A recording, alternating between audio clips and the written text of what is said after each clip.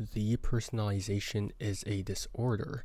Depersonalization is a perceptual synthesis disorder characterized by increased self-focus and a feeling that all or part of the self seems unreal, distant, or false. When this happens, the patient may feel normal and emotional expression remains intact. Treatment is based on a principled approach of letting nature take its course, complemented by auxiliary methods such as relaxation, breath control, and mindfulness, with medication being used as appropriate.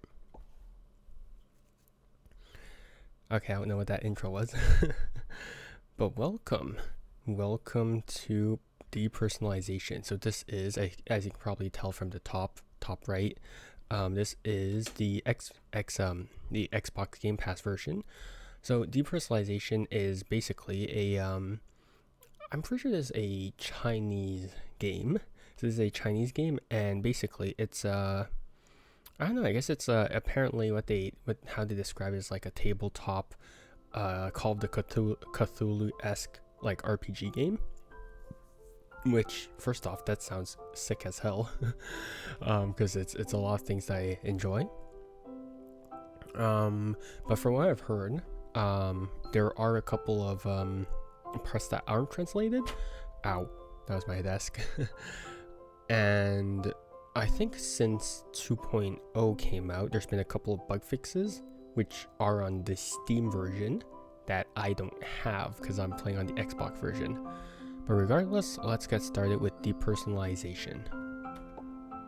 Would you like to play the tutorial first? You can enter the tutorial again from the Chrono Temple if needed. I will play the tutorial because I do need it. You wake up in a strange room. You scan your surroundings before locating your sight back onto your body. You feel a little heavy, and a strange sense of confinement is making you uncomfortable. A bizarre rhythm beats inside you, and you concentrate to feel it. Starkey, my reflection in the mirror. My power is limited, and thus I cannot grant you the knowledge you need. You must learn the laws of this dimension yourself. This place is unlike the mental one, and you have to be accustomed to the gravity's grasp. Your body's not a prison imposed on your mind, but its extension and realization. But the body is an extension and realization of the mind, I assume. They must first learn to control yourself. Okay, WASD. Simple. You have come to be used to moving in the physical world. The familiar rhythm beats through you once again. Starkey, the most important law of the physical world is to survive. So I assume it's not Starkey. I think that's just a mistranslation because in the Steam page they actually just call it investigators. So I assume that this is investigator. The most important law of the physical world is to survive. That is true. And I shall remove the censorship on your senses at a pace, the limits on your senses at one at a time, and you shall feel hunger. Suddenly, a strange sensation rises from deep within your body. Your body feels weak, your strength drained, and your spirit waning. Take the bread, sure. You need food to keep your body healthy. Investigator, there's more to life than pain. Your primal instincts will guide you on how to survive. Tab. Okay, character. What do we need? Inventory, right? Yes, sir. Eat. Driven by primal desire, you eat the food in front of you. A feeling of satisfaction spreads across your body, driving off the weakness. And with that comes the warmth that fills your heart. You have felt it, the joy of life and a step away from death. A door appears not far from you. Investigator, doors are both nodes of nexus and walls of protection. The physical world is small and vast. Doors will be your starting points from which you will journey into the unknown. To open them, you must have what it takes to explore. Okay.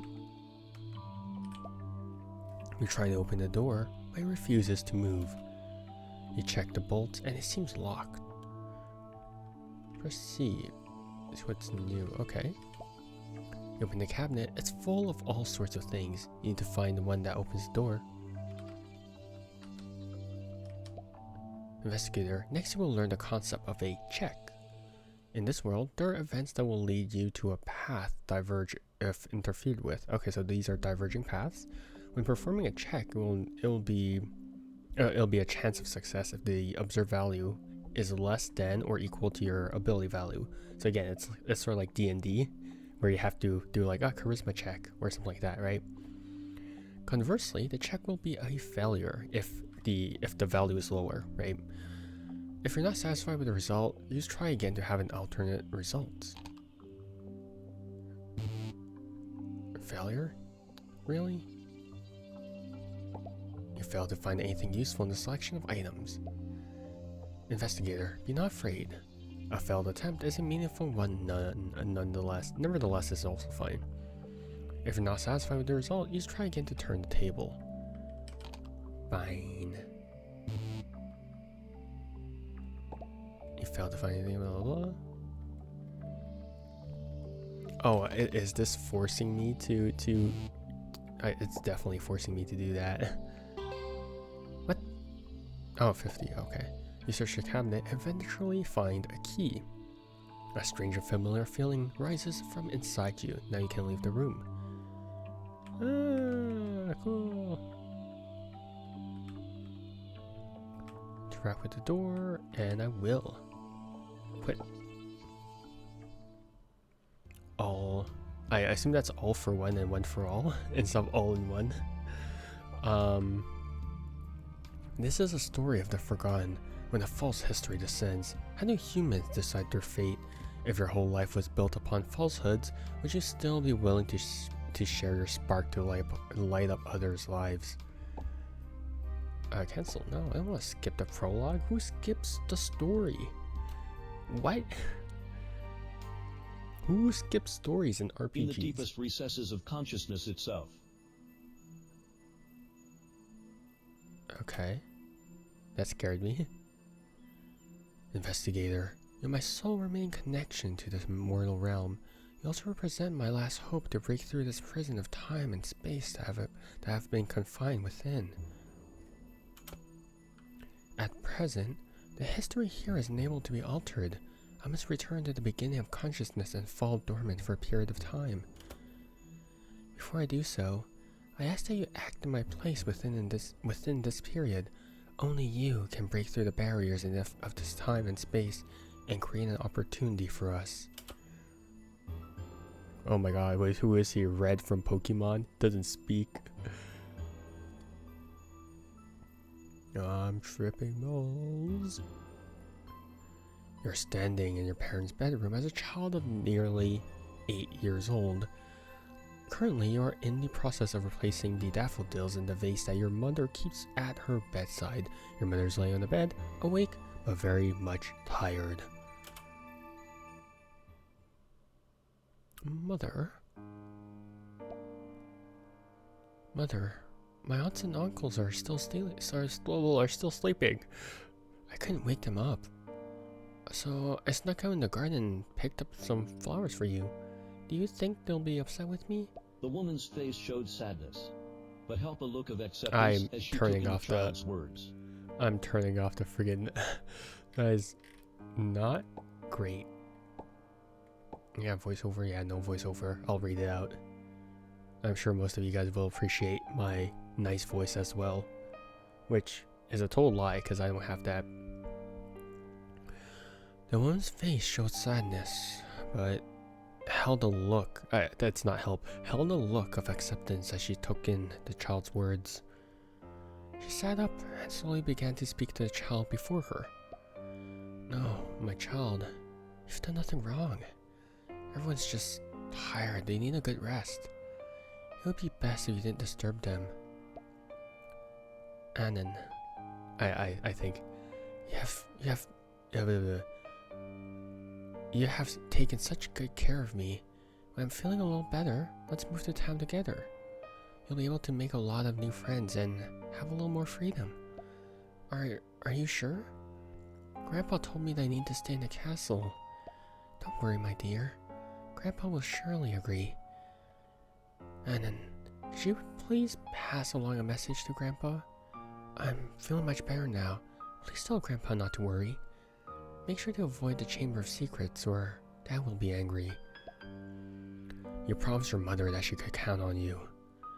Now, it's time to leave so that she can continue to rest. Woo! Look! Wait, why did I open that? Okay, yeah, that's pretty normal. That's pretty normal. Wait, why did it suddenly open that? I did not press escape, I swear. That was so weird. I had the transition screen as the rhombus shape that you see in the main menu. You close the door quietly behind you as you leave the room. Yeah, so fast. Burn the carpet. What the frick? We got an arson over here. Arsonist. There's a picture of your family. Your grandfather stands in the middle, his graying hair not giving away his age. Next to him, a young couple stands holding a young child. You see your mother's pale face and complexion showing a sense of illness. The man, who you presume to be your father, stands... I got no idea. Stands beside her, wearing a black, wide-brimmed hat. You cannot make out what he looks like. Around them stands many other figures, well-dressed, who you know to be your many aunts and uncles. Wait, I don't even know what that was.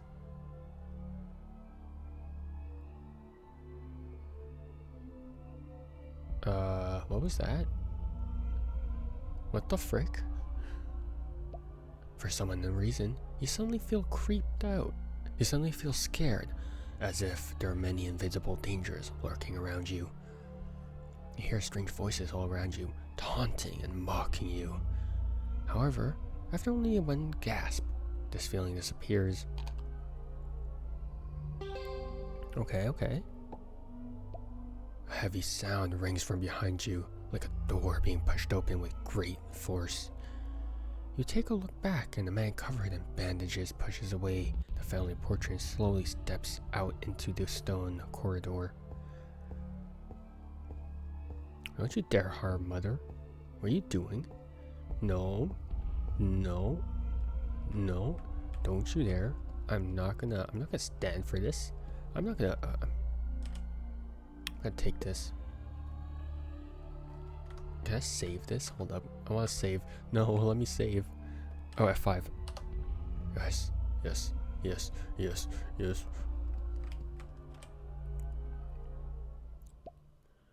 My lovely Grace. My beautiful angel. Finally, we can be together forever. An unusual aura of black mist swirls and swiftly dissipates into nothingness. You watch as your parents simply disappear in what was less than smoke and dust. You swear you heard a string break inside you.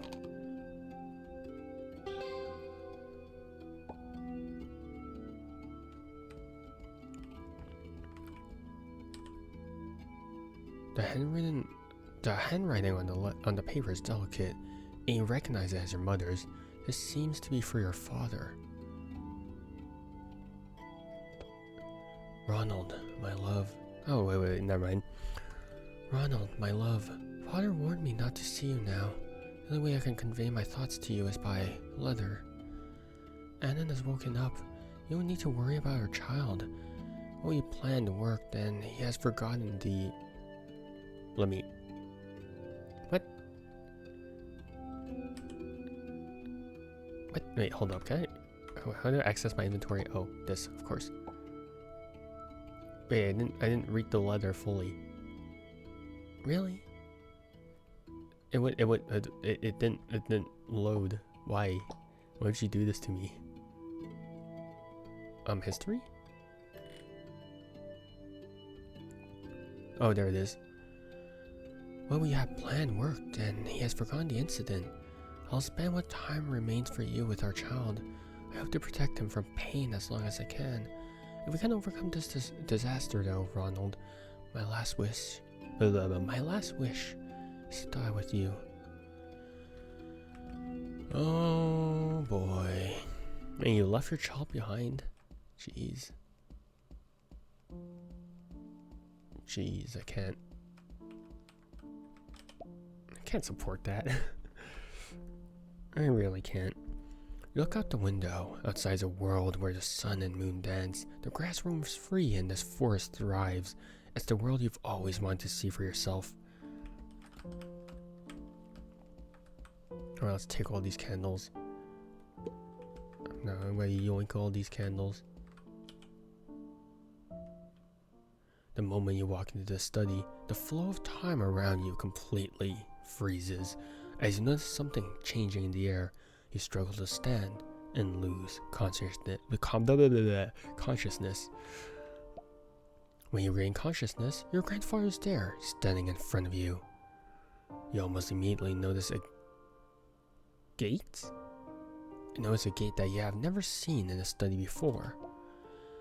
My dear grandchild, you're the family's last hope. While the stars of the world all abide by rules and patterns, the destinies of people themselves are different. We've made you bear far too much responsibility. So now, child, I'll give you 10 years of freedom. That was horrible. Absolutely horrible. My grandfather pointed to the stone gate standing in the center of the study. The gate seemed to connect two worlds together. You see the meadow and forest spread far on the other side of the gate. You notice that grandfather's tone seems different today. He's acting far softer than normal, creating a sense of discomfort within you. He subconsciously voiced that sense of doubt climbing out from your chest. Grandfather, are we going together? Grandpa, I don't want to leave. I want to stay with you. I don't want to leave here. I don't like the outside world. I want to be with Mom and Dad. I don't want to leave you. My dear grandchild, I can give you a good childhood. It's all Grandpa's fault. Grandpa can save your parents. All your grandfather can do now is offer you 10 years of freedom to live as you wish. Okay, George. And then, my pride and joy, even if you feel sad, please face life with optimism. I know you'll continue to suffer as the haze builds up in your heart, so please, try to forget what came before. Oh my god, he's doing Expelliarmus. We're gone. Forget the stone walls you've lived and your home here. Forget the faces of all of us. Your family. Forget the memories that bind you to this place. Forget everything that happened here. Child, remember, the sky is always connected. I assume that what this means is we all see the same sky. As in, like, no matter where you are, we will always be, like, seeing the same sky, which means that you will always have a chance to see us again. That's what I think the translation is. No matter where you are, the stars will light your way home. In your eyes, the gate now turns into a soft and comfortable bed. A wave of exhaustion washes over you.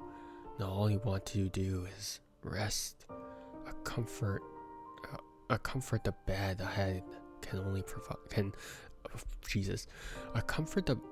A comfort only the bed ahead can provide.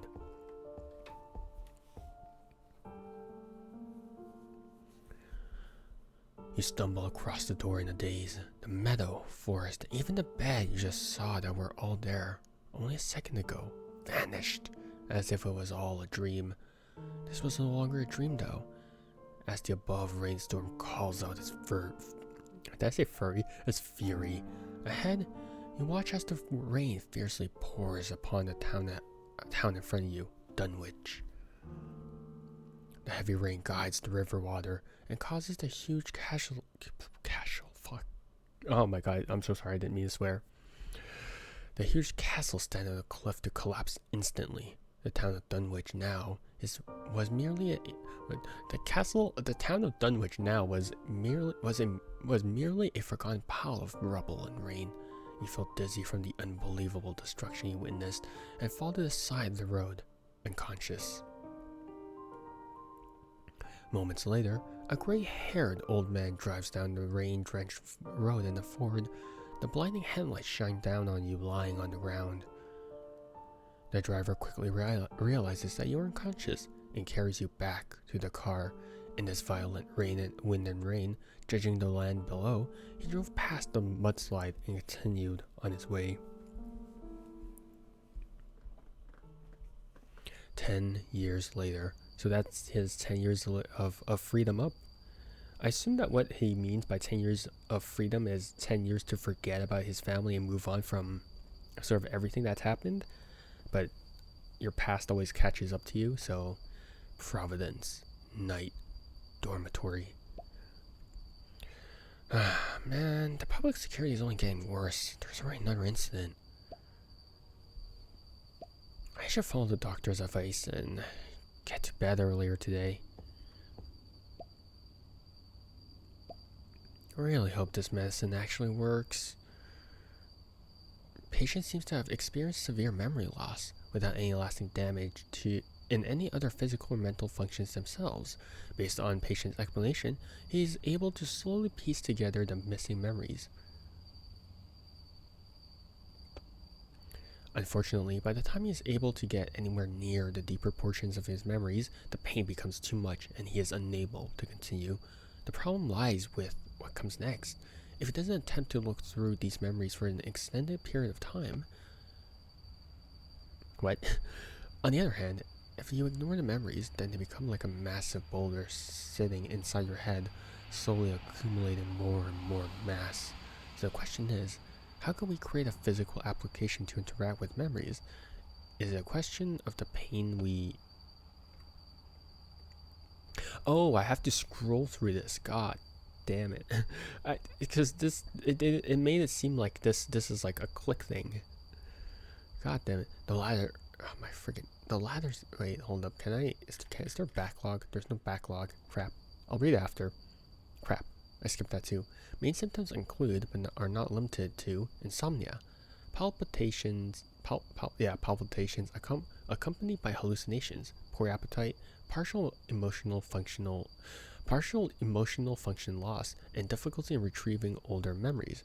Blood pressure results, BP 102/51. Patient's blood pressure is concerning and could be due to rapid mental changes in line with his current memory difficulties. Diagnosis. It is recommended to avoid alcohol and stimulating activities. It is also advised to attempt to sleep at an earlier time to allow the body greater time to recover. A small amount of benzolam has been prescribed to patients as a means to reduce stress levels and prevent any major potential incidents in day-to-day life. You take the medicine bottle from the cabinet. Benzolam. Use it in small doses. Medication prescribed by your doctor to act as a stress-reducing agent, which he hopes could be a counter effect from the effects of sleep traumas and hallucinations. I really hope Dad can actually have a good dream for once.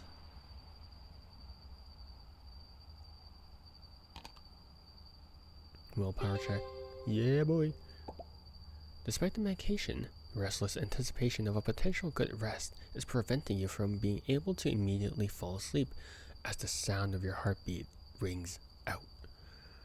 Many strange images flow through your mind, and you begin to be unable to tell whether you're half asleep or awake. That's half.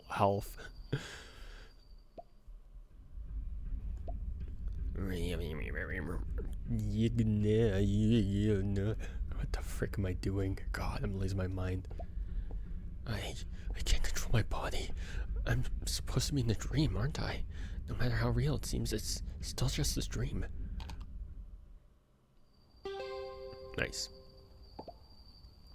You wake up from a nightmare, forcibly pushing yourself against the back of your bed in a cold sweat. Whatever attacked you left no wounds. It was just your imagination. That's interesting. So he sees his father as a monster because that's what took his mom away from him. Even so, your body acts as though that pain was real, sending waves of anguish through you. As you try to calm down, you breathe deeply a few times and slowly begin to feel yourself accepting that it was just a dream. You hesitate for a moment, but you fall back asleep, exhausted. You also hesitate, it's botched. As you slowly enter the realm of sleep once again, this time you are uninterrupted by the many nightmares that usually haunt your restless self.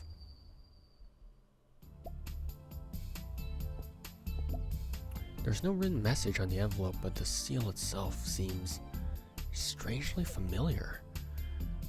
You open the envelope subconsciously. Oh, that's from Annan, my amazing grandson. Today is your 18th birthday. I've prepared a birthday present for you that is waiting in my study. I hope you don't mind the brevity, but I'm sure you'll find it easy. You are our family's last hope, and I truly believe that you'll be able to overcome this disaster. With love from your grandfather, George Howard. Why did the letter disappear? Your mind is flooded with fragmented images, like it's all a dream you've yet to awaken from. The very memories that you've been unable to grasp are now themselves reaching out to you. You are unable to fully process it all at once, but it sits there like smoke, waiting. You imagine it will only be a matter of time now before the missing portions fit back together. Fortunately for you, processing the bundle of memories doesn't feel painful this time around. A picture comes to your mind as if it were something on the edge of your consciousness this entire time. You see a castle standing in the night. Above and around it, the sky and the stars creating a dazzling work of art. There's a chapel on the west side and a stargazing pavilion in a dome-like structure. It all seems so familiar. Slowly, then all at once, the memories of your family hit you like a waterfall that has been plugged. I assume that's been like a dam that's been broken. I think a dam that's been broken would probably be a better translation of this. But I think they use MTL, so machine translation, to Arkham. There's the Lovecraft things. Okay, let's go then. Let's pick up our stuff. Let's take all. There we go. Anything else? Hell yeah, let's take everything.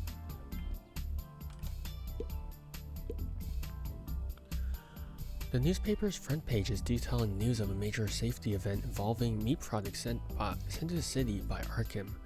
Although the food companies involved have resolved the issues, most of the food has already entered the market. Those who consume these food products have displayed highly unusual symptoms. While the incubation symptoms are not necessarily obvious, it details that the patients have fallen into mania, fits of impulsiveness, and extreme irritability. This has already led to several violent conflicts with victims. Class paper? Yeah, sure, let's take everything. Oh, right. Sorry, I said that wrong. Oh, right. This was the only book that... Oh, crap. Oh, right. This was the book that Amy recommended. I haven't finished reading it. I still need to return this thesis as well to the library afterwards. Alright, let's take the umbrella. Under my umbrella. Okay, let's go. Well. Carl's room. Who's Carl? C'est qui toi? Sure. Oh, that's the dormitory. Got it. Let's go to the school gate then.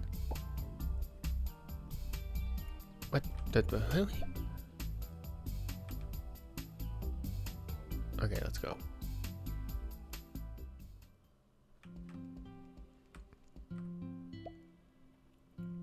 Hey, look, it's Cat.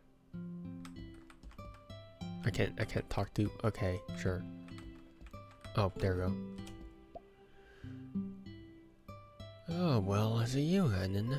Well, as always, you're not popular with animals. I don't know why all the animals seem so hostile to me.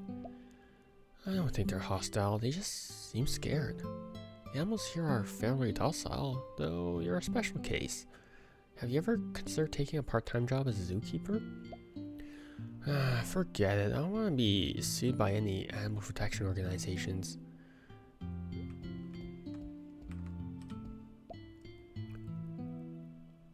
Look in the desert. How am I supposed to do this? Like, are they doing it? Are they doing it in a singing voice? Do I really want to voice act this out? No, I don't. Look, in the singing desert, someone is planting seeds. He sings alone, infinitely sad. Who can tell me what he sings? Sad notes flow, no longer tell the ancient past. I'm gonna end myself if I keep singing this. Nature's chant experienced yesterday, tomorrow again. The man was gone and the more was a field. The song was no longer heard, but the melody still lingered.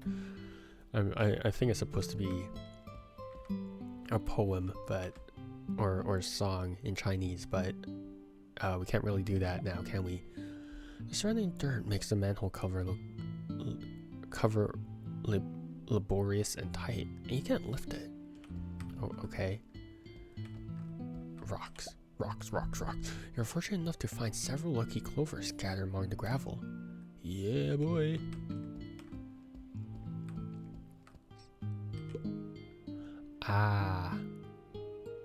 Constitution. Oh my god, I'm weak. Annan, what have you been doing? Jesus. Wait. Am I stuck? Help? Alright, there we go. Oh, jeez. Okay. Noted, don't do that. Okay, I'll do the smart thing. I'll save now. Save? Yes, I will. Auto. Oh, there was an auto save? Seriously? Progress saved. That's fine.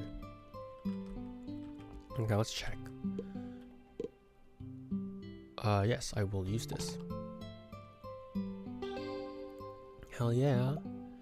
Number 10 Barnes. Wait. The broken note. Oh, okay, so there's a broken note. I don't think there's a Barnes Street in town. President Stone passed away at 10:38 a.m. on December 28, 1919, as his illness finally overtook treatment. He was 65 years old. His last wish was to keep everything simple in his passing. Many notices are posted on bulletin boards every day, so there are many torn notices as a result. You find notices lying around that have not been cleaned up. Seeking this item. There's a photo of a yellow bandage attached. Oh, badge. Signed, Antiquities Collector. And the contact address portion was torn out. Didn't you promise last time that we'd pool our money to buy a decent baseball bat? I already bought it, but it's time to pay your share. I'll hold on to it. You can use it whenever you want. I don't have that much on me right now. What? At most I give you $5. This is a $100 baseball bat. You need to pay your share. You should be paying for your 50%. This bat's not worth $100. You don't believe me? Well, I'll just have to go back and tell father that you're going to buy... Wait, what? You're going to... What? Either way, I only have $20 on me.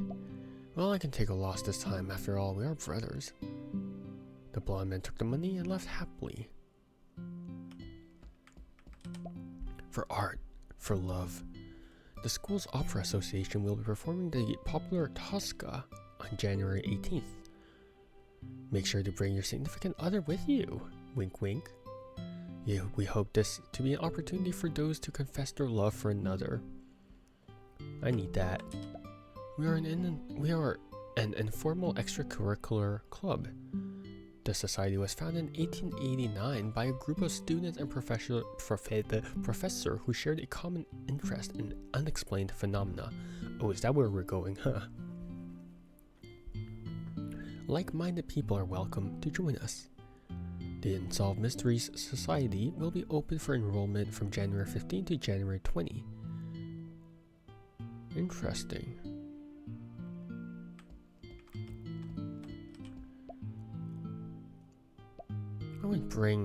I wouldn't have brought that money if I didn't want to buy it, but what? Where can I find $20 now? What are my options? Today's the last day I had planned for work too. Yeah, that's your problem, man.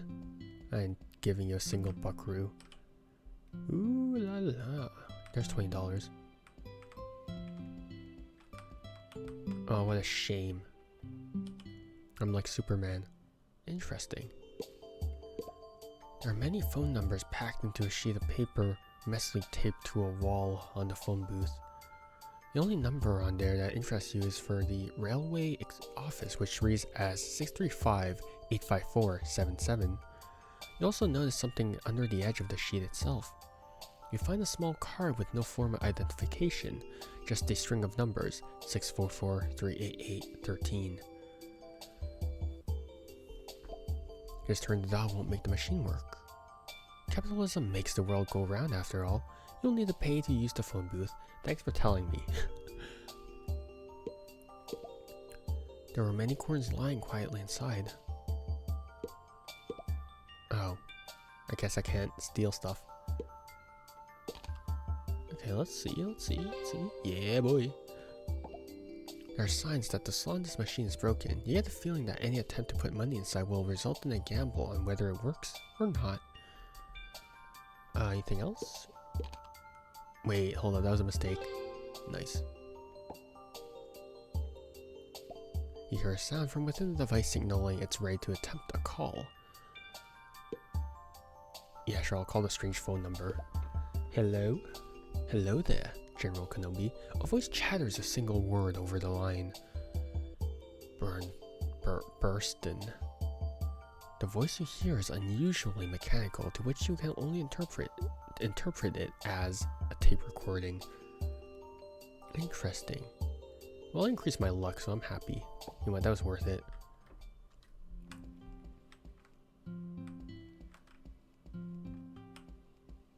Oh, I didn't collect the clovers in this in this one. Yeah, boy. There you go. Alright, let's skip this. I'm gonna talk to you again. I'm gonna skip everything as well. And you as well, because I gotta interact with everything in the JRPG. You guys don't understand. You guys don't understand the importance of interacting with everything in the JRPG. Okay. Let me quickly save once more because I'm done clearing this area. Okay. Here we go. Alright, let's attempt this once more. Use sport. Yeah, that was a success. What was that? Take it? Sure. Are they just planks? That's cat food. Nice. Wait. Oh my god, I goofed it again.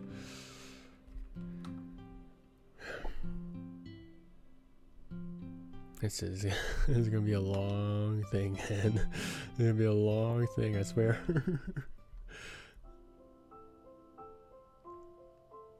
Save data, sure.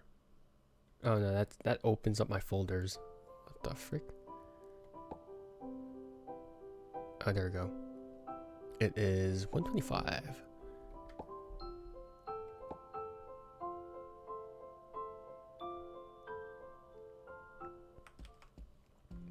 Okay, there we go.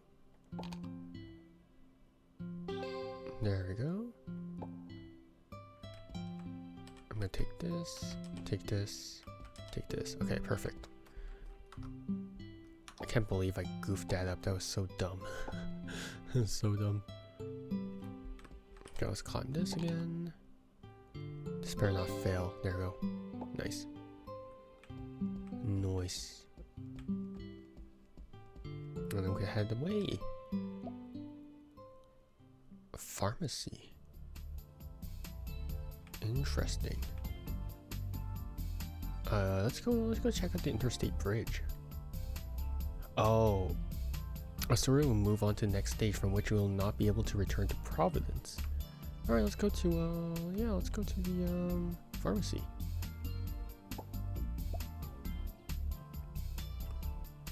You walk into the pharmacy where you spot a young doctor sorting through medicines. She notices your arrival and looks you over. Bella. Tsukwasa. You seem healthy enough. That's all we got. Let the drunks behind you know we're out of booze. That's kind of rude, lady. I don't know what your problem is. Diplomacy check. Can I finally try? Please, I swear I'm not a drunk. Really? There we go. I apologize for misunderstanding. I've had too many people buying alcohol here lately. I put everything away so the drunkards wouldn't ruin the equipment. Oh. That'll be useful. You want to buy some herbs themselves? It is true that plants have a chemical component that are effective for human body. Not many people overcome the bitterness of a herbal juice, but I can sell you some if you like. Nice. Alright, let's continue. Oh, I guess there's no more. Yeah, there's no more interactions. Alright, that's cool.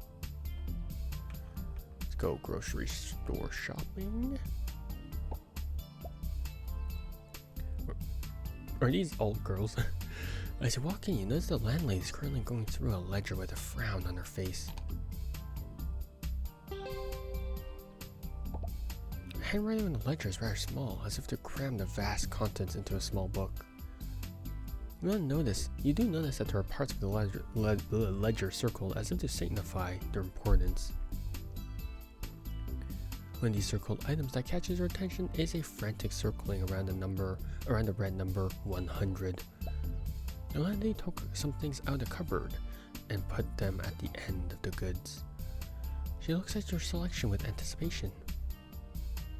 She speaks first. Due to recent food supply problems, prices have gone up. Regardless, I can assure you there will be no problems with the safety or quality of her goods. Okay. Is that the only interact? Yeah, that's the only interact. That's fine. Inventory.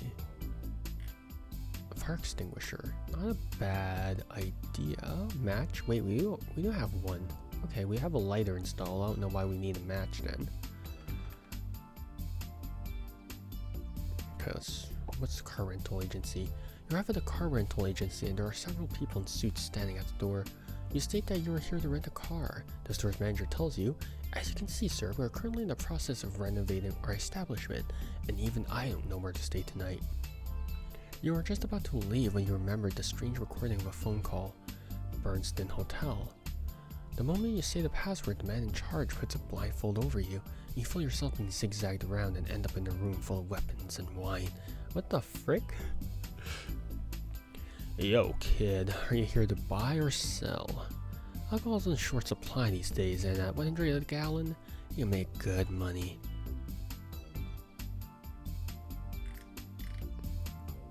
Interesting.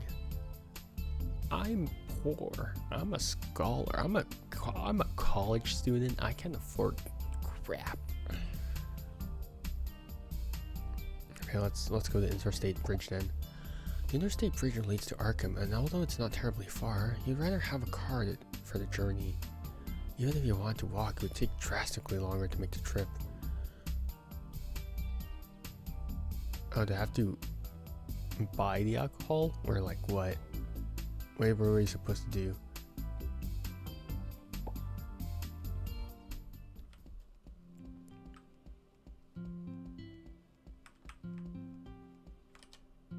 Alright, let's go back to campus.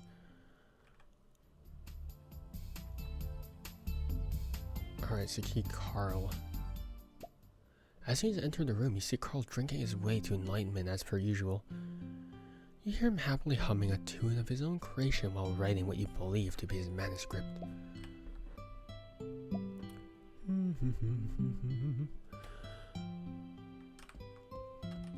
Albert Einstein. Since the start of human evolution, countless fragments of consciousness have existed within the great sea of unconsciousness. The common habits, oh my, it's Carl as in Carl Jung. It's literally Carl Jung. Oh my god. Okay, I admit, that's clever. I literally just realized that as I started reading that. I was like, Carl, is there anybody named oh my god? The common habits humans have established were derived from a sense of collective consciousness. There it is, collective consciousness that society enacts upon a fresher mind.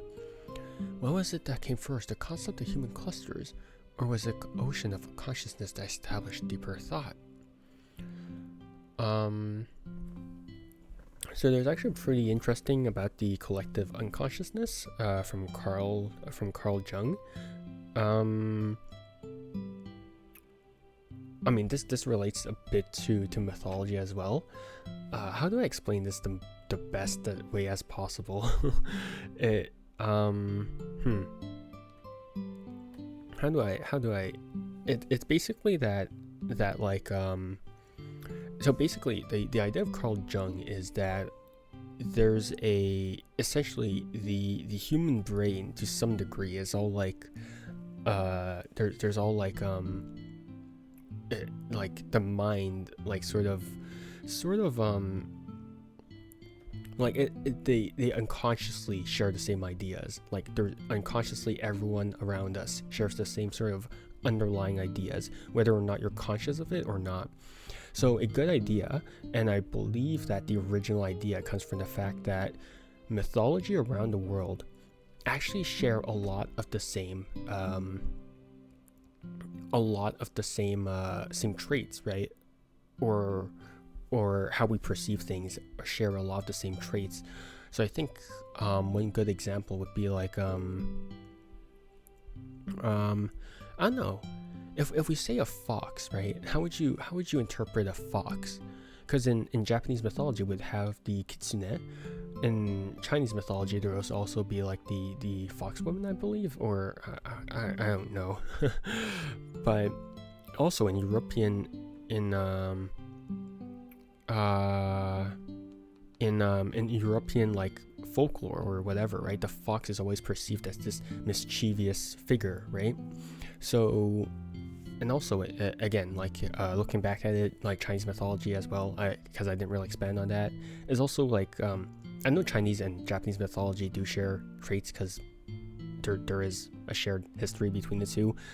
But even in First Nation mythology, right, the fox is this sort of okay. So I'm not too familiar with First Nation mythology, so I might like say some stuff wrong, but I believe that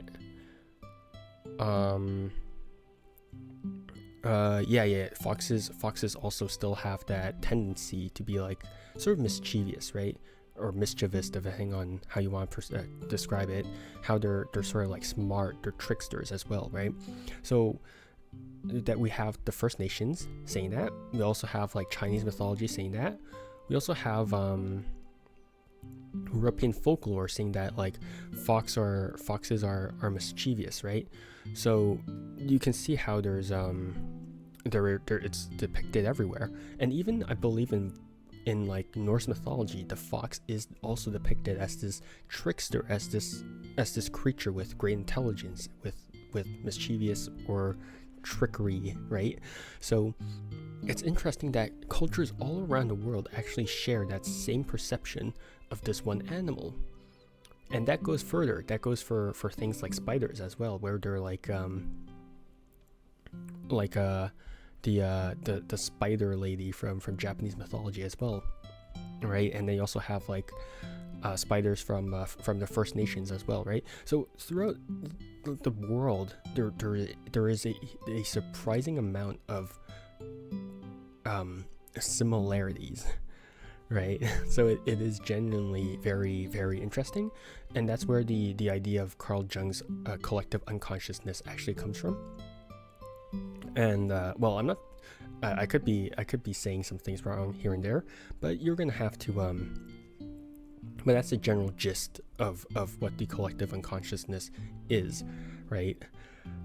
So yeah. Yeah. So that's what it is. What's the deepest part of the dream? In the ocean I describe as consciousness, is there nothing awaiting its deepest depths, or are there greater beings able to manipulate the consciousness of humanity? The human mind and body are connected in some manner. That much is true. The mind is not an invisible thing independent of the body. And that's also true. Everyone is born with a brain capable of generating emotions and thinking in some manner to different degrees. All complex human emotions have their own elaborate biological mechanisms. Changes in the body affect the mind, and changes in the mind affect the body. That is very true.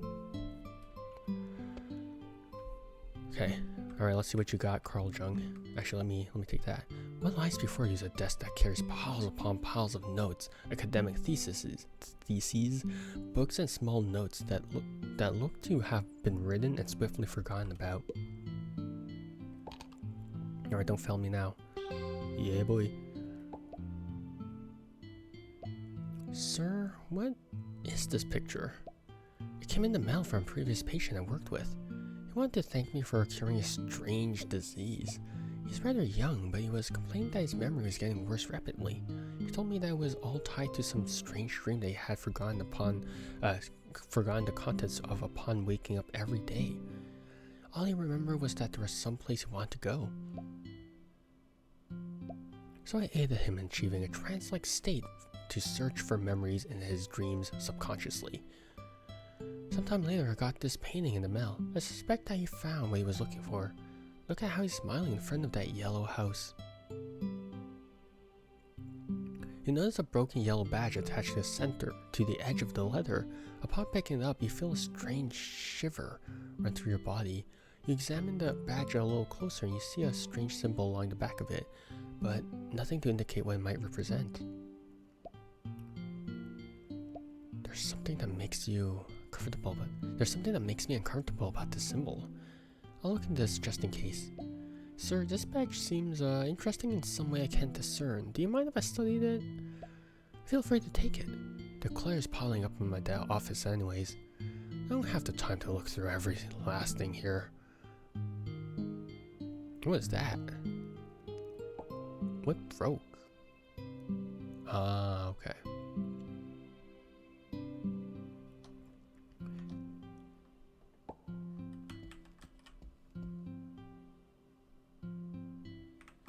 Professor Carl, why are you drinking again?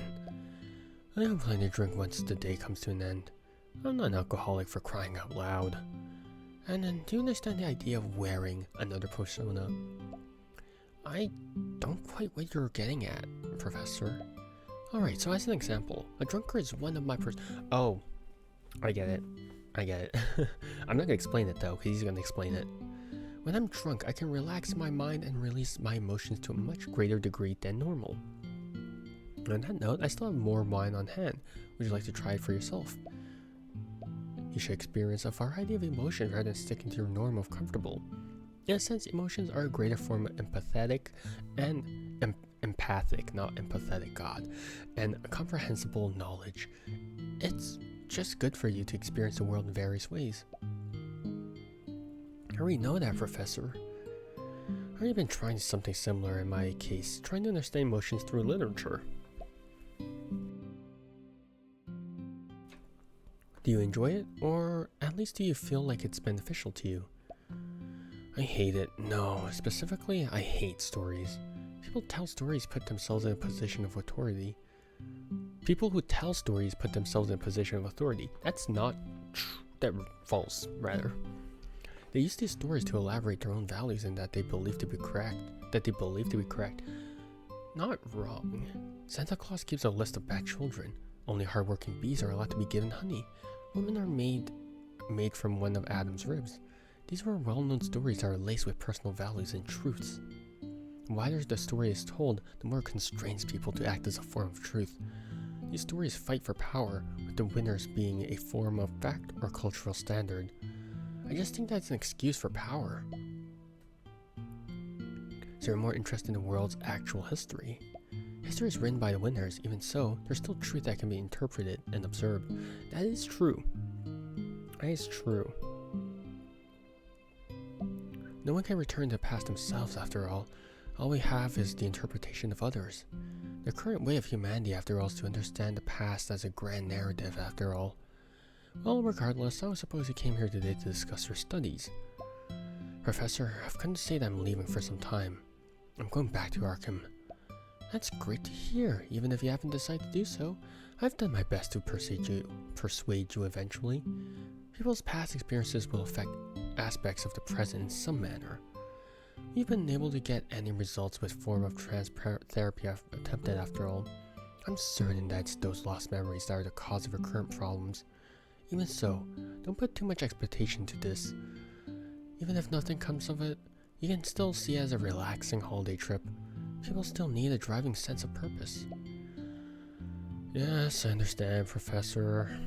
I hope that by the time you return, I have a better understanding myself of your condition. Here are the keys to the car. I won't be traveling anytime soon anyway.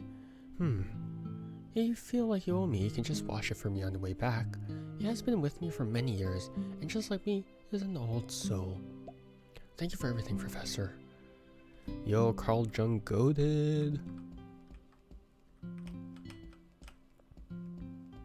Man was like, alright, just take my car, get out. Okay, I wanna take a rest first.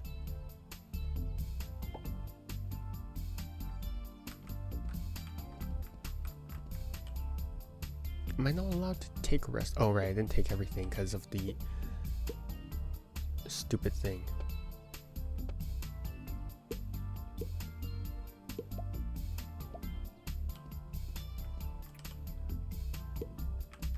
Okay, let's do that. There we go, perfect. Is that it? Let me save. There we go. Can I sleep? Wait. Yeah, sure, let's wait. That did not work. Unsure. Oh. You are untranslated. Okay, sure, let's go to school gate. I guess I have to find some way to get rid of it. To get rid of the final thing. Wait, where was the... There was something about the yellow badge, right?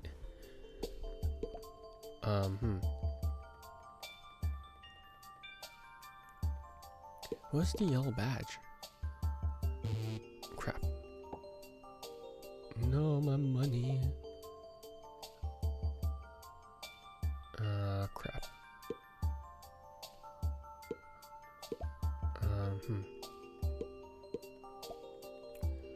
Yeah. Okay, let's try calling. I'm curious. There we go.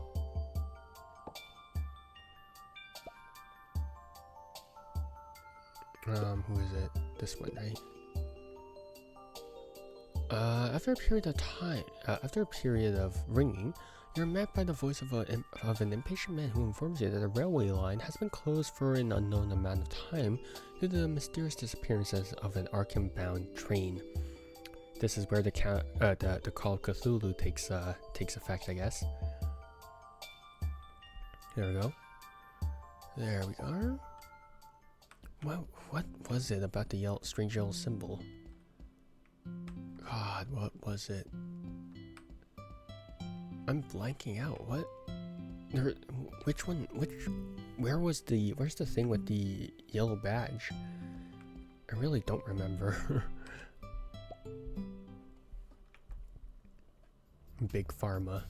Let's go visit Big Pharma again. Big Pharma. Sell? No. I like my stuff. Interact. Huh. Wait, AP. Wait, I literally can't do anything anymore though. Do I go to Interstate Bridge? No, but I want to go to the library. God.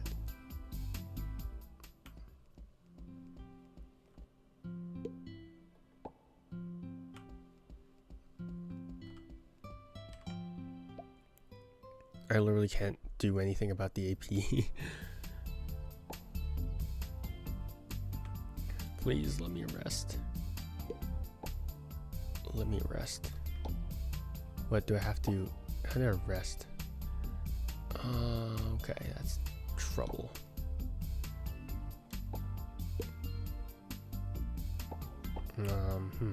Clue? Initial memory, yep, I got all of that.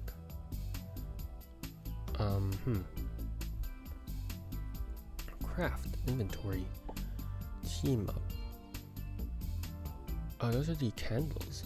Wait, was that from before, or was that from... Huh, who knows?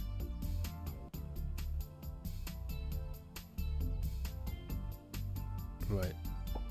Is there anything I can do with this? Nah, there isn't. Energetic. Cool.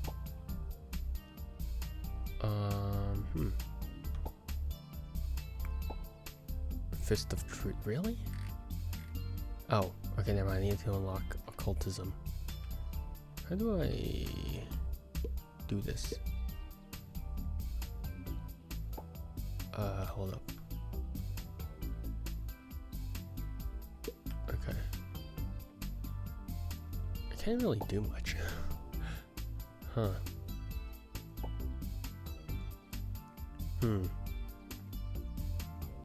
Because I want to go back to the library if I can't. I can't do that. Crap. All right. Guess we'll go to Arkham then. I want to go. Let's save. I guess we can't save.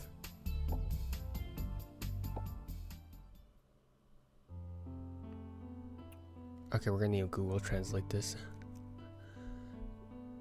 We're gonna need to Google Translate this because I'm too lazy to actually read everything out, or too lazy to manually translate everything myself. So we're gonna need to do this. Okay. Providence. The route from Providence to Arkham is not too far away. It's not too far by driving. More than 230 kilometers on the road can be reached in one day, but there are many mountain roads. The breeze from the mountain blows on your face and you can't help but relax. You think to yourself, maybe it would be good to travel once in a while. As you continue your day's journey, you pass by many quaint little villages and clusters of wild animals running free. The car eventually begins to pass by droves of cornfields and orchards. Now you're greeted by the multicolored leaves and decorating the trees with bright red and gold coloration. As evening approaches, you follow the map marker to a mountain path. At this hour, the sky is going dark. Unfortunately for you, It's also begun to pour heavily. We're almost near your destination. But even as nightfall draws near, the town of Dunwich is still nowhere to be found.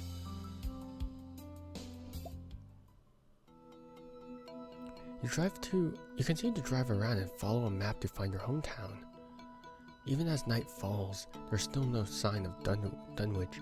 All that you can see around are wild mountains. Just when you're about to give up, your eye catches a covered bridge halfway up the hill ahead. You continue to drive, but the stone columns in front of the bridge prevent the car from fitting through. Auto-saving? Don't mind if I do, but I also do a manual save myself because I'm paranoid as hell.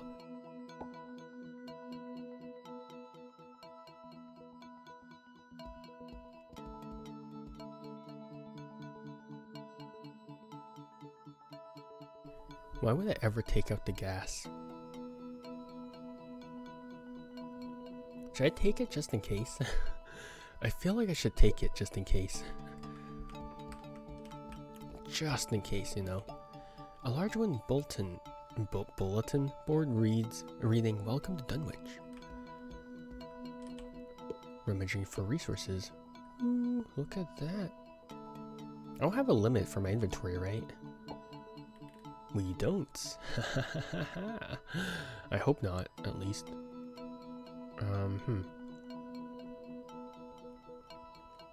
Oh, I can equip the main hand. Nice. Alright, we got it. Splint. Herb.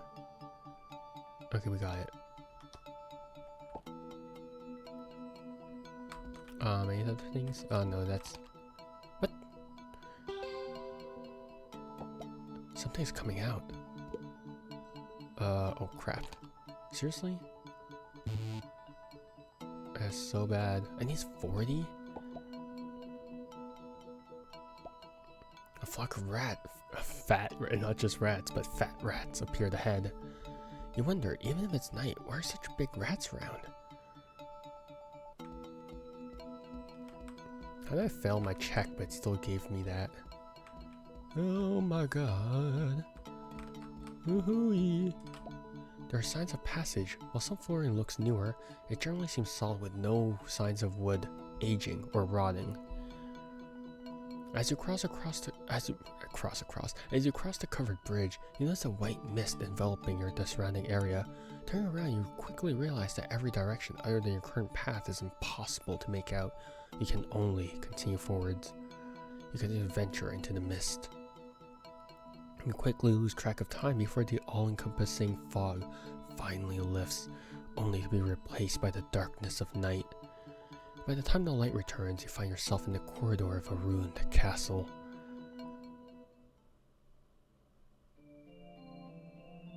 Full health. One pillar collapsed right in the middle of the hallway. How are there signs of weathering? It should take decades at the very least.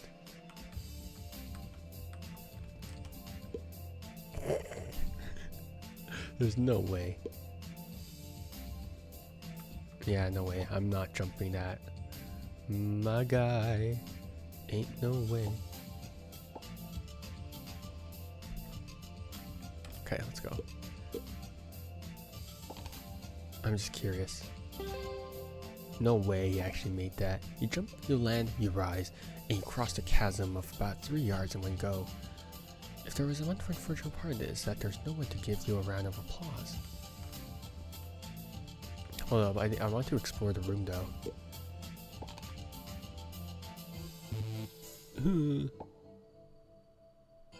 Ashrimach. You've fallen rather far. You feel like you've probably broken a few bones. You fight through the pain and climb the stairs back to the hallway. I refuse to accept this. How do I load this? Okay, I just do... Hold up, can I just do save and I boot up this load? There we go.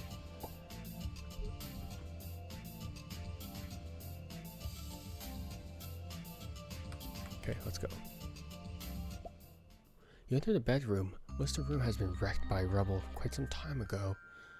The many piles of rubble and layers of cobwebs make it look like a graveyard. There we go. Okay. Mother?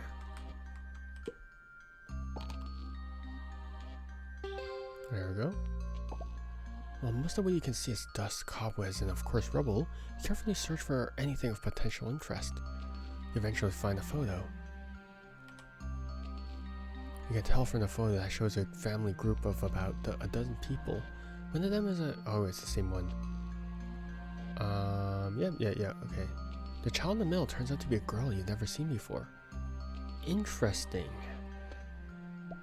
When you tried to take the photo with you, it turned to dust and ash, vanishing. It's different from the, yeah, it says inconsistent photo. It's different from the family portrait that we saw before. Interesting.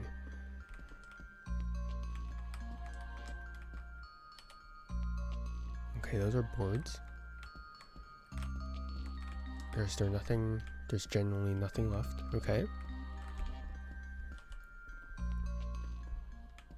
My all-exploring JRPG head is now content with that. Oh, I'm boned. Seriously? Yeah, I'll take it.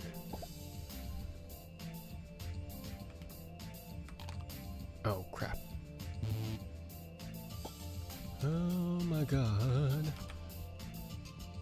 Nuh-uh, I'm not dealing with you.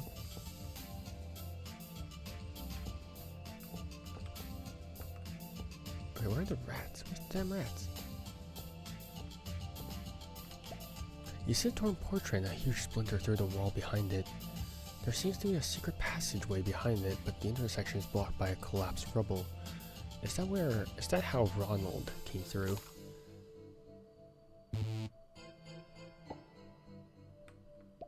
You fail to notice the pit under your feet, covered by cobwebs, and fall into it.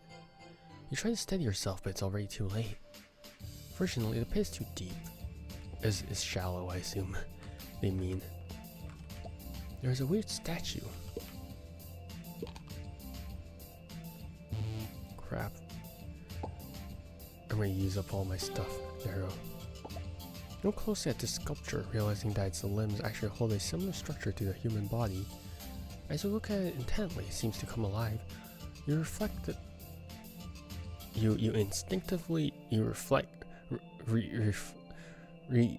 reflexively feel dizziness, like something has been drawn away.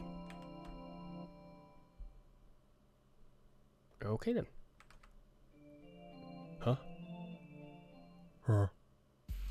What the frick?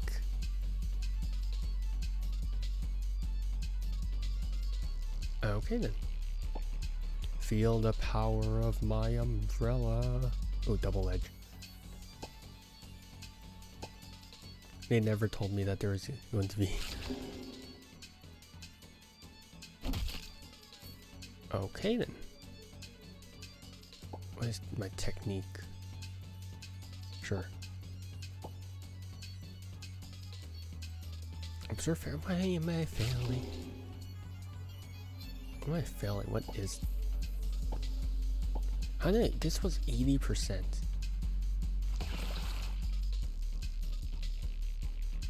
Oh, okay.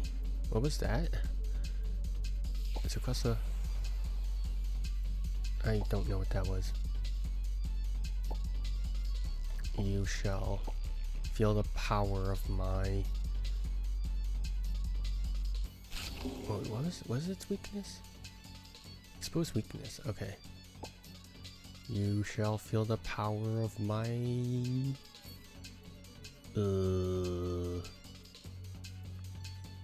Of my double edge, like the Pokemon attack. Haha, miss. Yeah, boy. Yo. Anon might actually pull through. Ah, frick. Oh my god, that hurt. He's dead though. Jesus. Defeat the greedy. What the hell? that came out of nowhere. Oh, I need check to use to heal. Seriously. I just realized I had that. Dang it. Okay, well.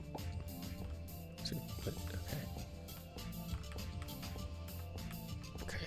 I'll avoid all that. What else is there? Nothing in particular, it seems. Alright, grandfather. Let's see what you left behind. You investigate carefully and finally find a stone covered in dust on the old bookshelf. It gave off a faint glow after brushing off the dust. Interesting. Huh? These two books are intact. You sense something quickly falling from above. Oh, I'm so boned. Bonk. You realize that was an explosion only of light and sound along with the lines of a flashbang. Huh. Okay, well, I'm glad I didn't re-roll that, or else I would have been salty that I wasted on something so insignificant. Investigate carefully and finally find a stone covered in dust on the old bookshelf. It gave off a faint glow after brushing off the dust. There's ruins. Runes, rather, not ruins. There's runes. Interesting. And very runes of swiftness. Oh my god. Crystal and the elder things throw. Oh, that's explosive. Nice. Quick, consume one charge to. Okay. Wait, that's an equipment though. Not for sale, unique. Okay, I'll equip it. Oh, I only have one. Okay, that's fine. I'll equip the swiftness rune because that seems cool enough. Actually, yeah, I should probably do that. Acquire note paper in the book. What is this?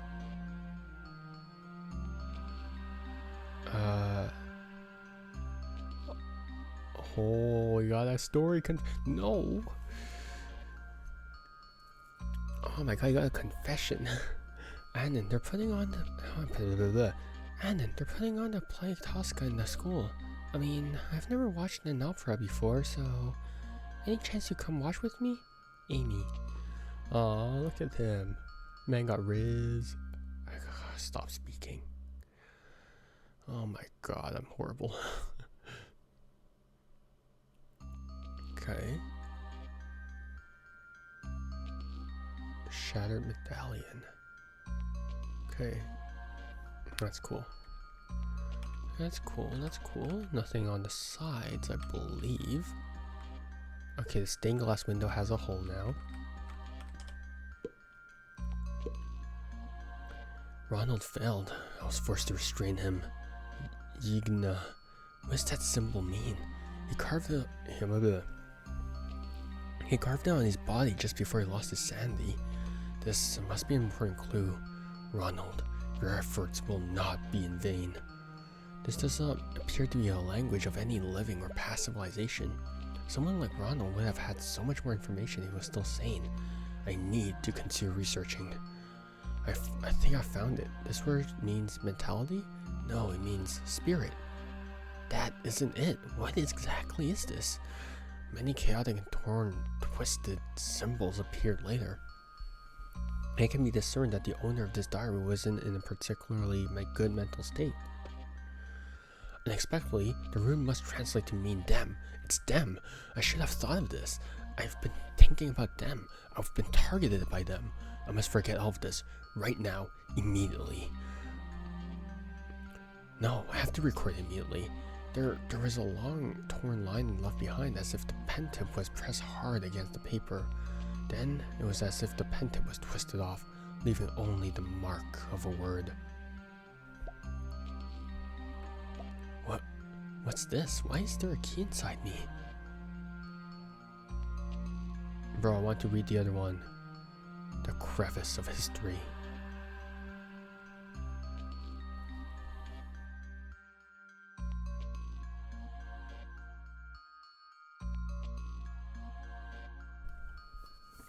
You've come to a rather strange place. You look to the left and you see the stars of the universe are shining brightly. This is your past. It's at this moment you start to feel that the joys and sorrows of these past 10 years were all in vain. When you look to the right, the stars are dim. Here you see order and chaos alternating. You're shown bizarre images that are incomprehensible in such a short period of time. You see a light shining 10,000 times brighter than the sun. You begin to hear laughter all around you as if someone were admiring a work of art. You see many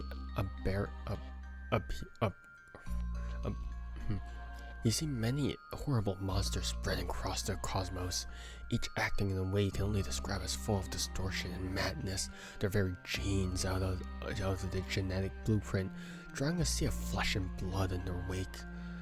You see the stars burning around you. No, it's the universe. It's the whole universe burning. Burning stops, leaving only darkness forever.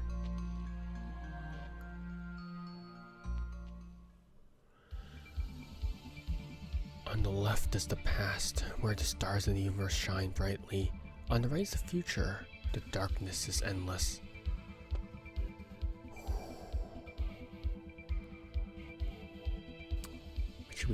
What should we do?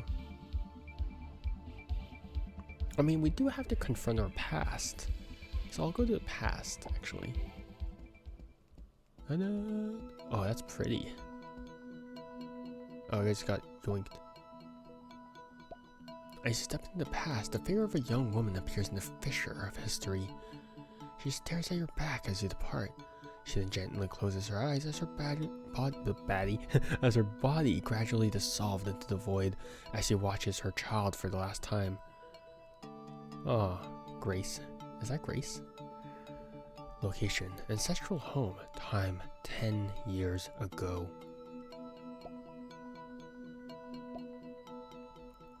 Did I really go back in time? Okay, let's save. Ooh, yeah. Mother? Hold up. Inside was placed a pendant inscribed with a mysterious rune. You touch the pendant and a memory goes straight to your brain. You're looking into the space from a bird's eye perspective. You see a boy laying in bed. Around him, an old man is anxiously describing something with a man and a woman. Don't ask me why I butchered man. The strange has chosen Annan as its carrier. In a little while it will have completely assimilated. Is there really nothing that can be done? The process of assimilation cannot be reversed. It can only be delayed. That's so cool. That's actually so cool. The old man looked down and thought, I can use this transfer spell to... Wait, what? I can use the transfer spell to pull the effects to someone else, to transfer the effects to someone else. Let me do it, Grace. You haven't been well. That's Ronald. The man went up and hugged the woman. The man spoke. Don't worry about me. You have to take care of our child. He stood up and hugged the woman. Yeah. In the surrounding space, a magical light gradually brightened. At least, let Annan forget this painful memory. Your perspective disappeared. So that's where Ronald lost himself, because he took on... It turns out I caused everything all along. You finally know why your grandfather won't let you leave the castle. You figured out why your grandfather was, your father was in the chamber. You know why your many aunts and uncles fell asleep. You know why your mother never got better. Because the disease is in you. It is an uncomfortable chain of truths that makes you suffocate. Keep blaming yourself. Why did I survive? Good. Because of your arrival, Entire family has been harmed. A sudden voice appears in your mind. You have occupied my body. Don't think you are human. The pain you feel now is but a fraction of mine. That's strange. How long will it continue to impersonate me? With a surge, the impurity of the body gathers before you. Oh, are we playing? Wait, a silver key appeared on his body. Oh. Wait, are we the strange? Is the Anon that we've been playing all along the strange? You finally left my body. The strange, you caused this disaster. Oh, never mind. That was, I don't know why, I think the translation was just weird. All the disasters are my fault. You hear its hoarse voice. It's madness. It's resentment. It's twisted wailing. Even though it's finally out of your body, you have always been emotionally connected to it. And that's a weird story beat. So, it's looking for to you for relief. You stand before the very thing you've always resented, the strange. The pain in your heart strips it out into a concrete reality. When the stripping is finally complete, you suddenly find that it is not the disease you think it is. It's just a disease that corresponds to you. In the crack of history, I saw that my whole life was an alternate reality. Anne did not exist from the beginning, but I identify more with Anne than with an alien. What the frick is happening? I'm running away from myself and attribute all sin to you in the abstract. There's still hope.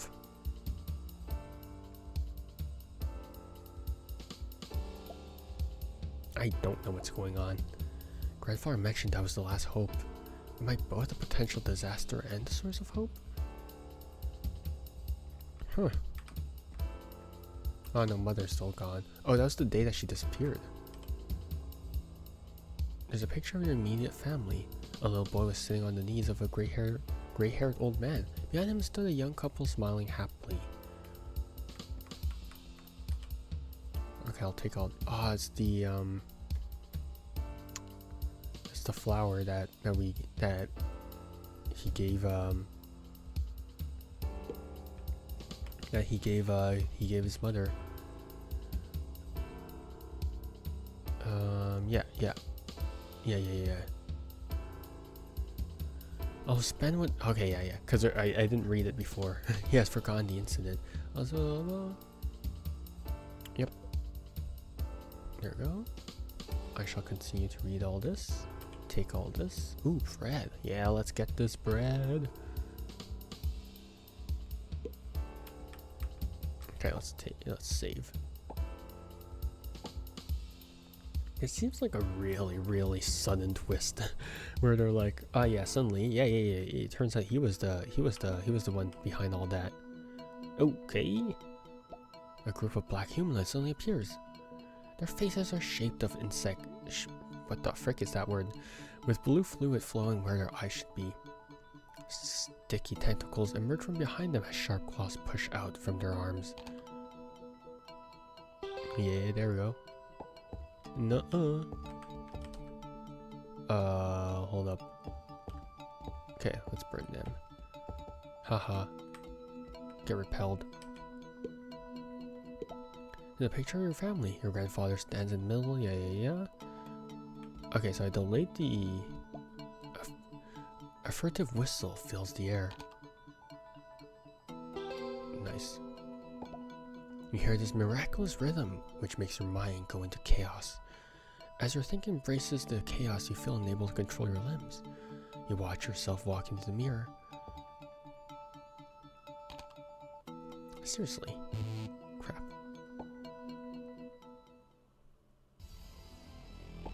Let's go look out for your... What's older? Oh, okay, that's just that. Seriously. Well, you missed anyways, so.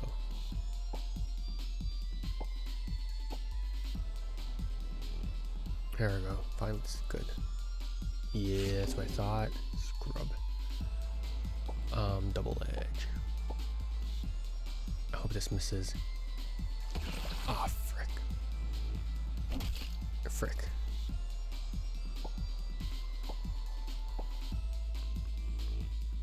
Yes. Yeah. Okay. Why do you have so little health? Why are you weak?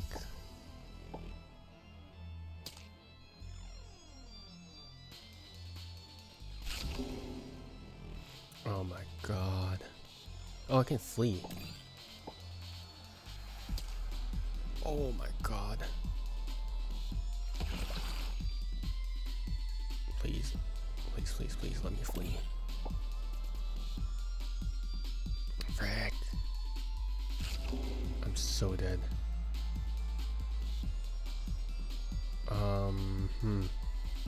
That's such a pain. Hold up. I'm gonna need to throw something at him. I throw a car battery. Remove coma? Really?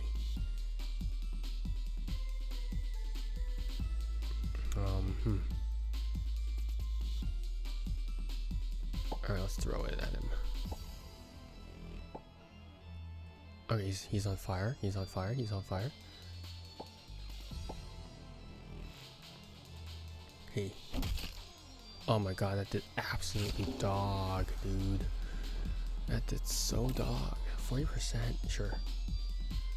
I'll take my chances. Nice. Oh, you ran into fire. Don't run into fire. Okay, there. Burn this mofo, man. Oh my god, I'm so close to dying. I'm so close to dying. Holy crap-a-roni. Sure.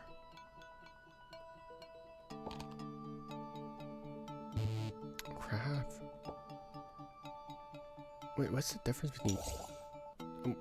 Okay? Why do you even need that then? So confusing. That was so weird. I'm gonna take that. Grandfather, I am back. You open the door to the study and immediately realize you are not alone. You see your grandfather seated in his armchair. He smiles at you with a relieved expression, with a lingering sense of proudness at who you've become. His body begins to fade to light. You don't even have time to mentally acknowledge sadness. Grandfather. What? I thought I traveled to the past. Why is everyone still dead? What's the point of traveling to the past if they're all dead?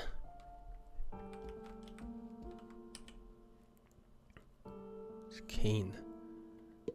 It's better than a friggin' umbrella, I guess. Yeah, it's better than an umbrella. Thank you, grandfather. I'll whack everyone for you.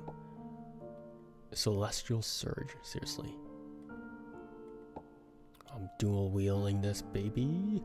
What's this? Do I have like a helmet or something?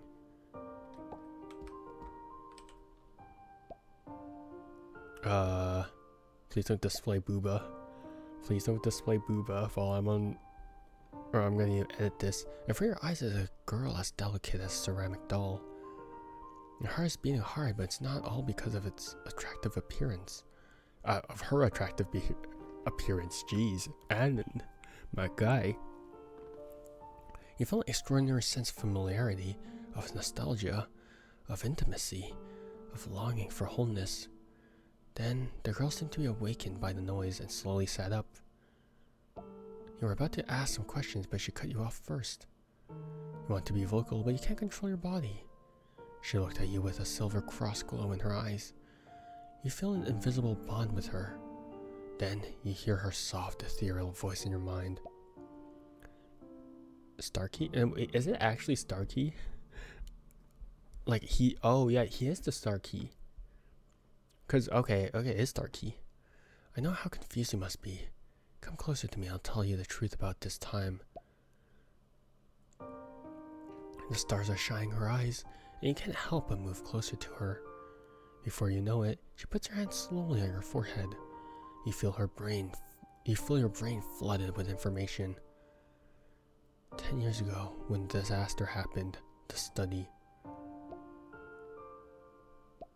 The infection with the strange is different from simple physical assimilation. I've already tested all the available spells and medicines. I can't even find a cure for Ronald. If I were to compare this situation to another, it's like allowing an egg without a shell to maintain its integrity, all while surviving the rapids of a waterfall or allowing a person floating in the sea to rely on himself to withstand huge waves and storms. Oh, I didn't do the old man voice, crap.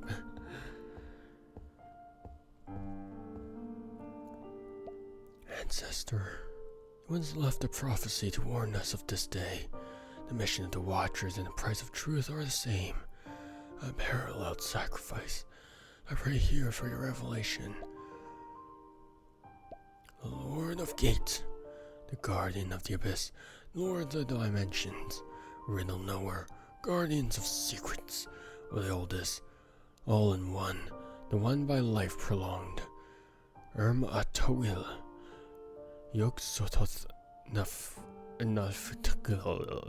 Your servant calls upon you.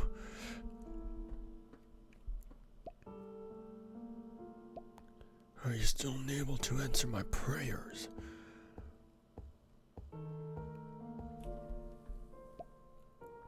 We must go with the last resort.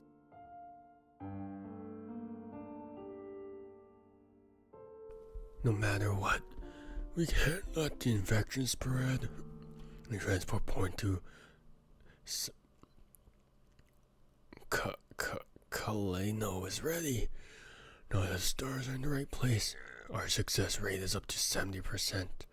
I can't believe we look up at the stars for decades, only to be able to vanish among the stars at last.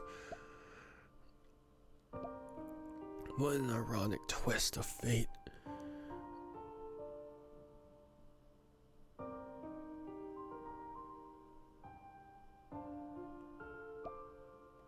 Interesting.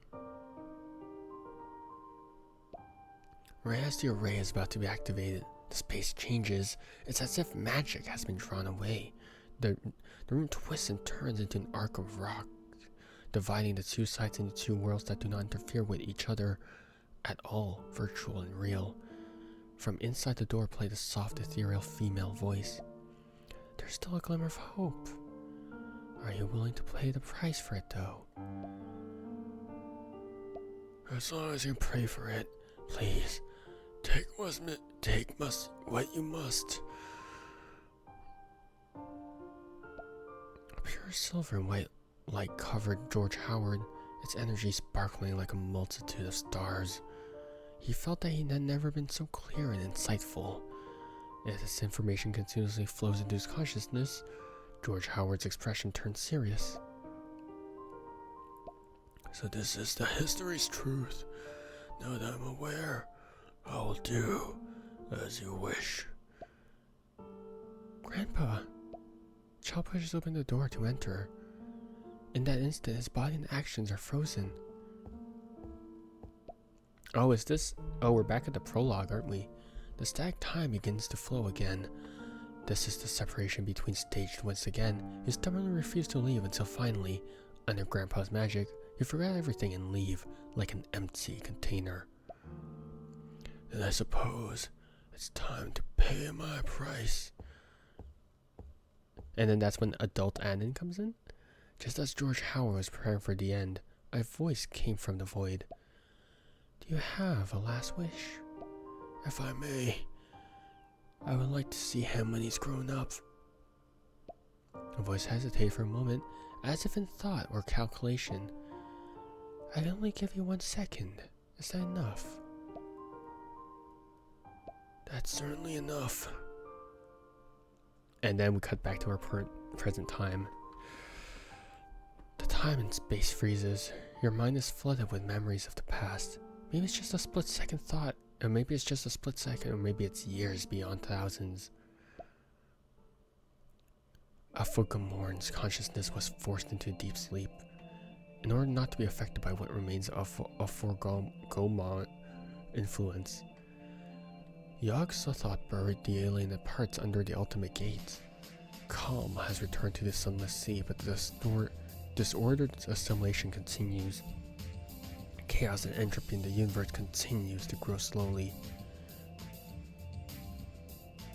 Wait, what the frick? Where did she go? Okay. That's, not what I expected. Alright, let's leave.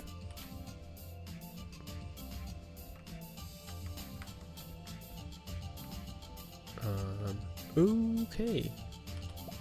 The hourglass stops at the current moment of time from moving, preventing the black sand from spreading.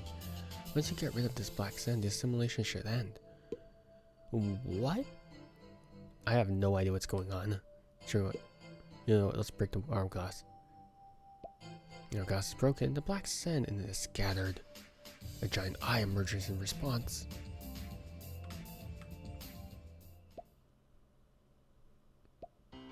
To will. So you chose to construct a puppet to preserve your power. How ridiculous. I didn't expect you to have grown so weak. Without any thought, a name forces itself to the forefront of your mind. A Forgomon. Can it be that after the rupture of the temporal loop, you were directly perceived by them? By the elders, huh? As if you were considering your options, you hear her continue to speak. Tawil, I'm very disappointed in you. You are the beginning and I am the end. Together, we create time and space. Unfortunately, your authority over all knowledge has changed you. Your will has chosen to break away from us, so I had to clean up all of time and space for a quick reset. Now this is a surprise. I had planned to devour you to complete ourselves, but now I'm understanding that the human mind can be rather useful. As long as there are enough of them, then there could be an alternative. So, even without you, I'll be able to awaken our main body. You are no longer necessary. You ridiculous puppet. Tawil's biggest mistake was making you into mortal. Humans, what a fragile race. After destroying you, I'll have a good time reminiscing with Tawil. Starkey, as long as your heart is not broken, time will restore your body.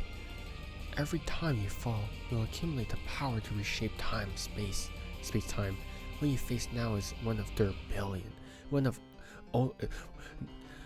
Now it's only one of their billions of avatars. However, a Forgomon will never leave their true body, and their power will never easily come here. Alright, let's do this. Normal damage received is held. Okay, so I can... Truth only... Okay. Alright, let's do this then. Future prediction?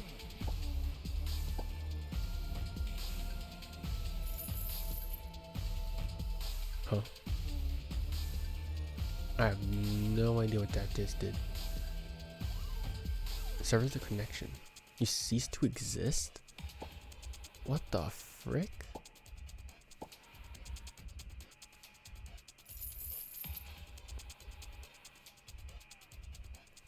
Okay then.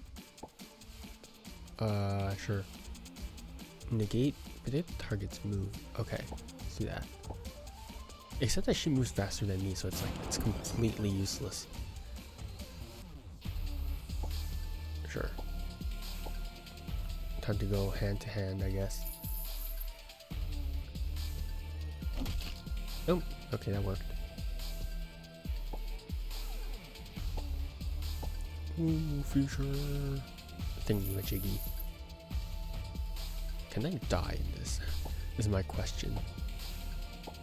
Because it says that as long as I have the will, I can continue, so. Yeah, boy. Oh my god, that's so dog. That's actually so dog. Okay.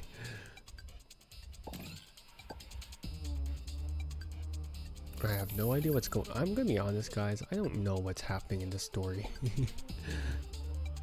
I legit have no idea what's going on in this story.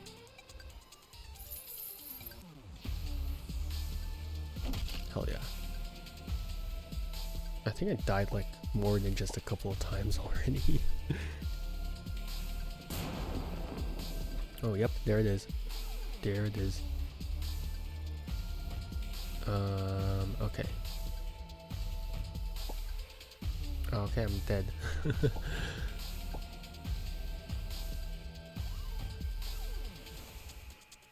Go.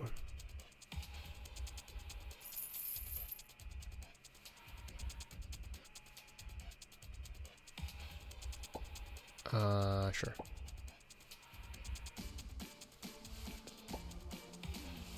I'm gonna miss. What is that? Alright, let's continue to observe. This is gonna be so bad.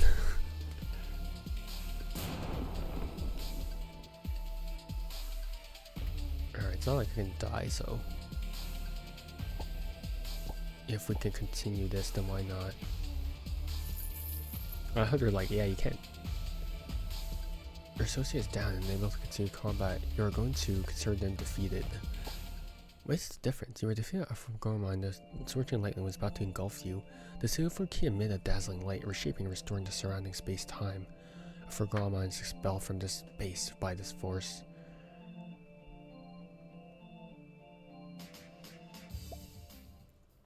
As the avatar of Fergalman was repelled, the whole space trembled violently in rage, and impressive sounds rained down from all sides.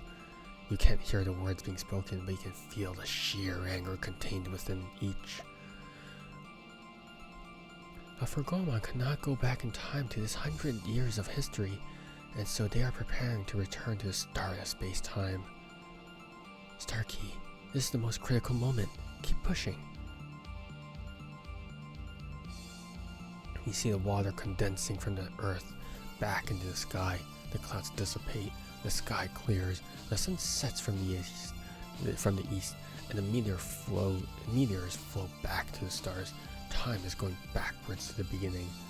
All of a sudden, you feel like you're on the ocean. A great black fog rose from the darkened sea.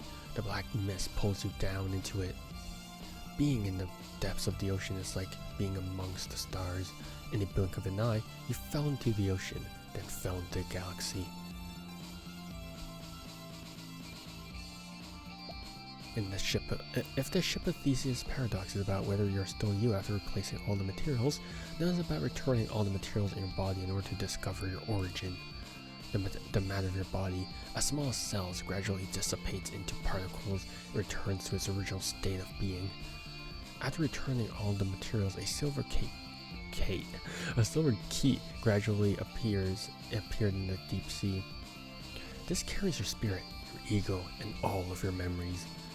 The silver key flashes and sinks to the bottom of the deep sea, finally returning you to a strange place, to a place of strange familiarity.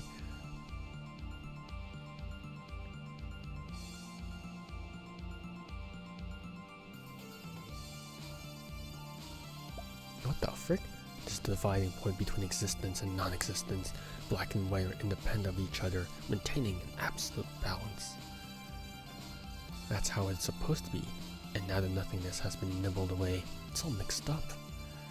You see the warp's timeline moving away from its proper trajectory toward nothingness, which is splintered with each convergence. The debris clumped together into a dim sphere. Oh, what the frick? You feel a strong will locking you in, darkness assimilating you. I'll finally retry, because it's the final thing. Frick. What do you mean? What do I need? What?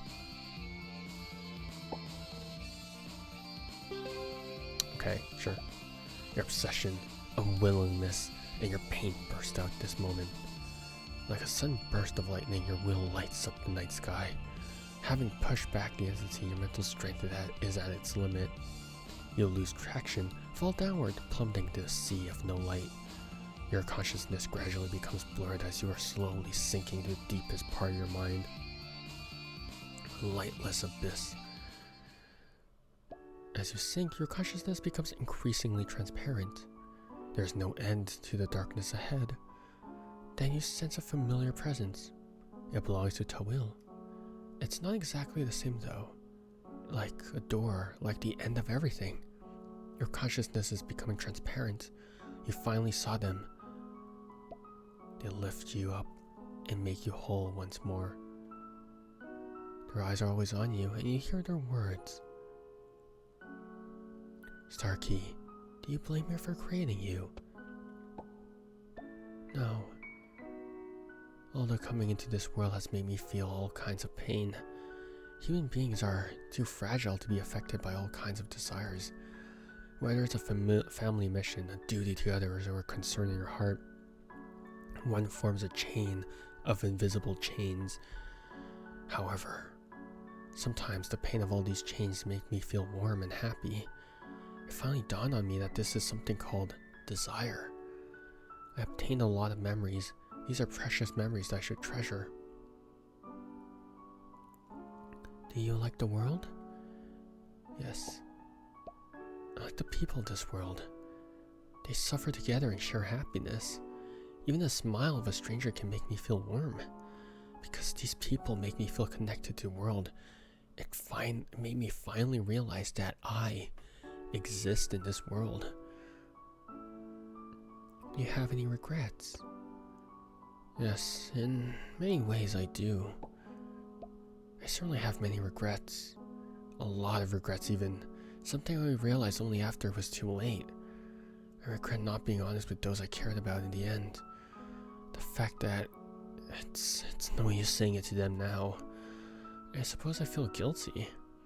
I didn't realize what I had until I lost it. Yep, same. You want to change the world, even if that sacrifice makes you cease to exist. It's not that I want to change the world like some grand fairy tale. No, further tragedy.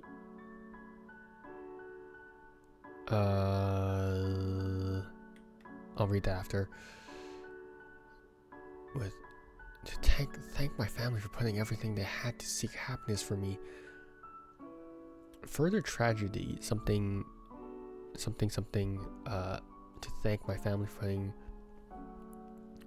for myself who has grown especially over these past 10 years and finally has found a purpose that I truly believe in, and lastly, for you who has given me this chance. For this, I'm willing to bear the heaviest fate. I see, Starkey, my awakening requires the great sacrifice. But I, who has infinite omnipotent power, am unable to sacrifice myself, so I ask that you face this death instead of me. This death means separation from the self. All your past will be cut away and dismantled, and time you once lived will be purged of any trace you once had. I will reboot the original timeline, effectively restoring the distorted one. Speak my name, Starkey. I will awaken and prevent the world's downfall. The most ancient and prolonged life.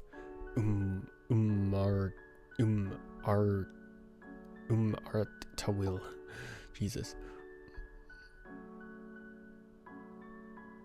You managed to wake Tawil.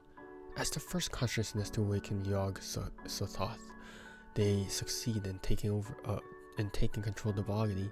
Yog Sothoth is awakening. Afogormon's consciousness was forced into deep sleep in order not to be affected by what remains of Afogormon's influence. Yog Sothoth buried the alienated parts under the ultimate gate. Kalmai returned to the sunless sea, but the distorted assimilation continues. Chaos and entropy in the universe continue to grow slowly. That is pretty cool. At the beginning of time, white mist wrapped itself over the sunless sea beneath. As it begins to depart, you see the black twisted timeline slowly unravel into the correct flow of history. Oh, that's cute. Oh, 15 January 1910, Arkham.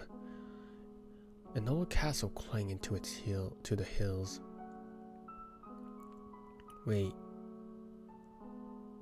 In the castle, a group of people are holding a birthday dinner to celebrate a family member who had just turned 8. What? The crowd stood together, ready for the family photo shoot. A grown man smiled brightly while a beautiful and elegant woman held his arm. Sitting in the middle was a dignified old man who looked to have gone against his solemn nature today, because he is holding the hero of today's party, a smiling little girl with long light blue hair. The old man's white beard was pulled by the little girl in his arms. The woman scrambled to put an end to the girl's mischief.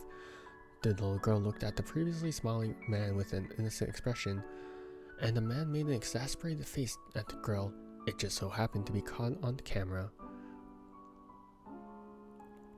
Okay, so this is Tawil, this is George Howard, this is Ronald, and this is Grace. Wait, so with the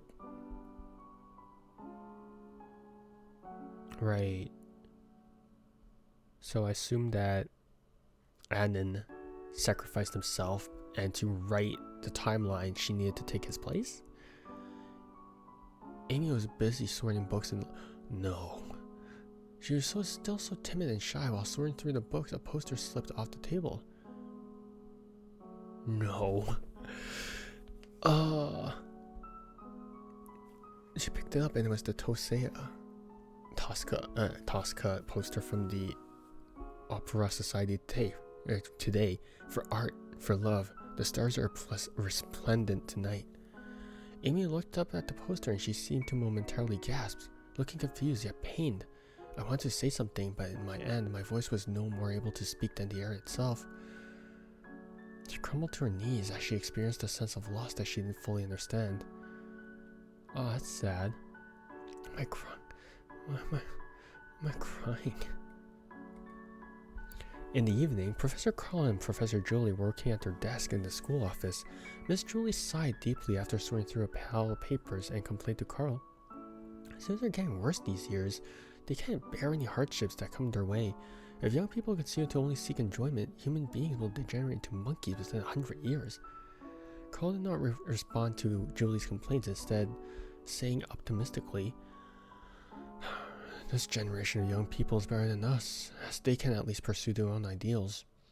People who can't listen to themselves, people who can't listen to themselves are simply living in a dream. Being aware of one's own self-consciousness and developing their own unique personality is a rather enviable prospect." Your nagging hasn't changed at all, old man. Aren't you eager to find students who can continue your studies? Do you want to end up irresponsible and irrelevant, or did you already find what you were looking for? Carl pulled out a bottle of whiskey, took a sip, and a bitter expression slowly formed on his face. Painful things cannot be avoided in life, only endured.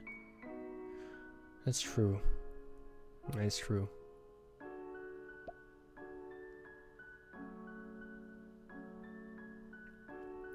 In a palace made from thousands of books, the flickering candlelights were the only form of light. The blank pages constantly being written and erased. A young girl with long light blue hair was leaning against a long table in the middle of the palace, calmly watching a boy reading a book from across from her. After a long time had passed, the boy turned to the last page of the book. At this moment, the girl spoke to the young man. "This is the consequence of the past being restored. The people you once knew will no longer have any connection with you, and you will no longer belong to any era. Do you regret it, Starkey?" Upon hearing the girl's question, the boy carefully began running his fingers over each page of the book once more. That's sad. Bro, freaking Amy, dude. Oh, man. Finally, he looked up to the girl and said, "No, I'm confident in my choice, so thought. This was the best possible outcome." He slowly closed the book, concluding his journey to the beginning, of which an end wouldn't exist.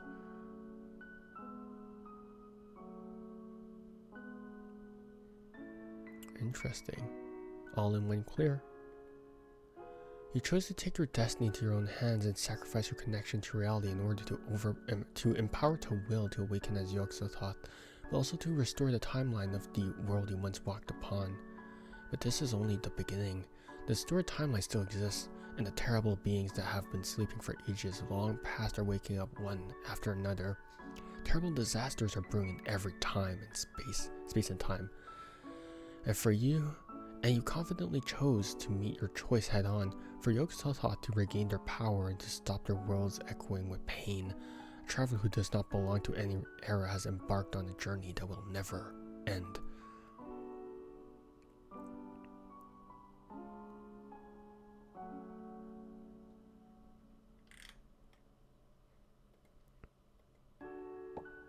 Bro, freaking Amy. Bro, I feel so bad for Amy. Oh man, I hate stories that end like that. Go ahead and tell Sothoth about the situation of the Sunless Sea. Sothoth, the spreading of the chaotic timeline in the Sunless Sea has become controlled. But is it really okay for you? It's okay, as long as it doesn't overly consume the power of space-time. I can still maintain the critical point for now. But to completely erase all anomalies, I'm not capable of that yet. Is there anything I can help you with? You see Sothoth with some hesitation after her words. New space is still very fragile. In order for the library to work, Starkey, I need you to travel to all abnormal space and time, to influence history, to resolve anomalies, and then bring that little bit of change back here. That would become the power to fill the space and time. Understand?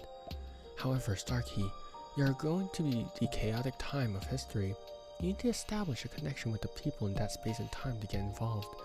You'll obtain the same identity experience as them, and their suffering and pain will be imprinted in your heart. My power will only protect you from actual death, but you'll still face the pain of death. Don't worry, Sothoth. I will go to all these places as soon as I can and help you recover your power. Alright, well that was the first story regarding the... Oh, okay. How many modules are there? I can use the books to determine the space-time I'm going to go next. I don't have any associate yet. It's hard to create a connector or associate character before the time trip. Interesting. View the library of roles. Interesting. Can I randomize this? Wait, why? Why am I? Oh. They have different stats? They don't. Huh. Is there any reason to choose these girls? Or this guy? Or this guy? What's the... Explorer? Ah. Interesting. Oh man. There's gonna be a lot to that. Sequester. Monument of crowd creation. Oh, is this where you can observe everyone else's things? No, it's not. Alright. Well. I think that about does it for part 1 of depersonalization. I think so far the story is kind of sloppy. So far, especially with the prologue, it's kind of sloppy. I'm not sure if that's just because of the translation or whatnot. Like, I understood parts of it, but it also feels like it was a speed run at some points. It's like, and then suddenly like, okay, I'm gonna sacrifice myself, and it's like, what the frick is going on? Right? So I think there are some pain points regarding that as well, and I think that the translation doesn't do any justice to the concepts of the story, because remember, this is like very Lovecraftian. There are a lot of outer concepts, right? There's a lot of like specialized terms, and I think that the fact that the translation isn't exactly the greatest kind of hurts it, which is really unfortunate, right? Because I think that if you have a game with like a solid concept, it's probably better to I don't know, it's probably good to have a lot of like a good, like, understandable story, right? Huh, okay. How do I save my game? Horn of Eris, interesting. Okay. What's this? Seek answers. Oh, okay. So it uses ChatGPT. Test. Let me put hello. I'm just curious how this works.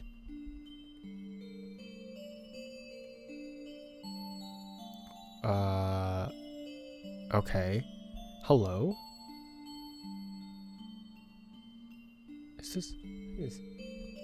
Is this simplified? This might be simplified Chinese, so I can't. I mean, I guess I can. I think I should be able to read enough of it to really, like, decipher it. Okay, yeah, it's just. Hello. What was it? Starkey, or Starkeeper, whatever it is, whatever. Oh Jesus. Yeah, I'm just gonna use a translator because I'm not gonna bother reading all of this.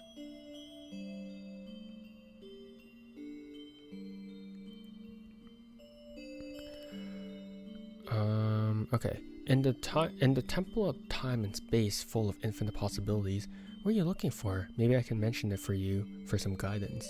Okay. I mean, that's a pretty cool feature to include, but it's like, how do I exit this? Help. Help, I'm stuck.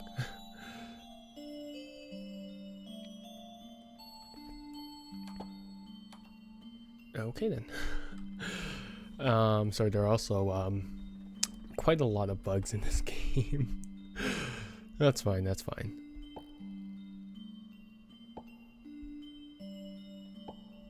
Okay, let's try returning to title. Oh, interesting, they changed it now.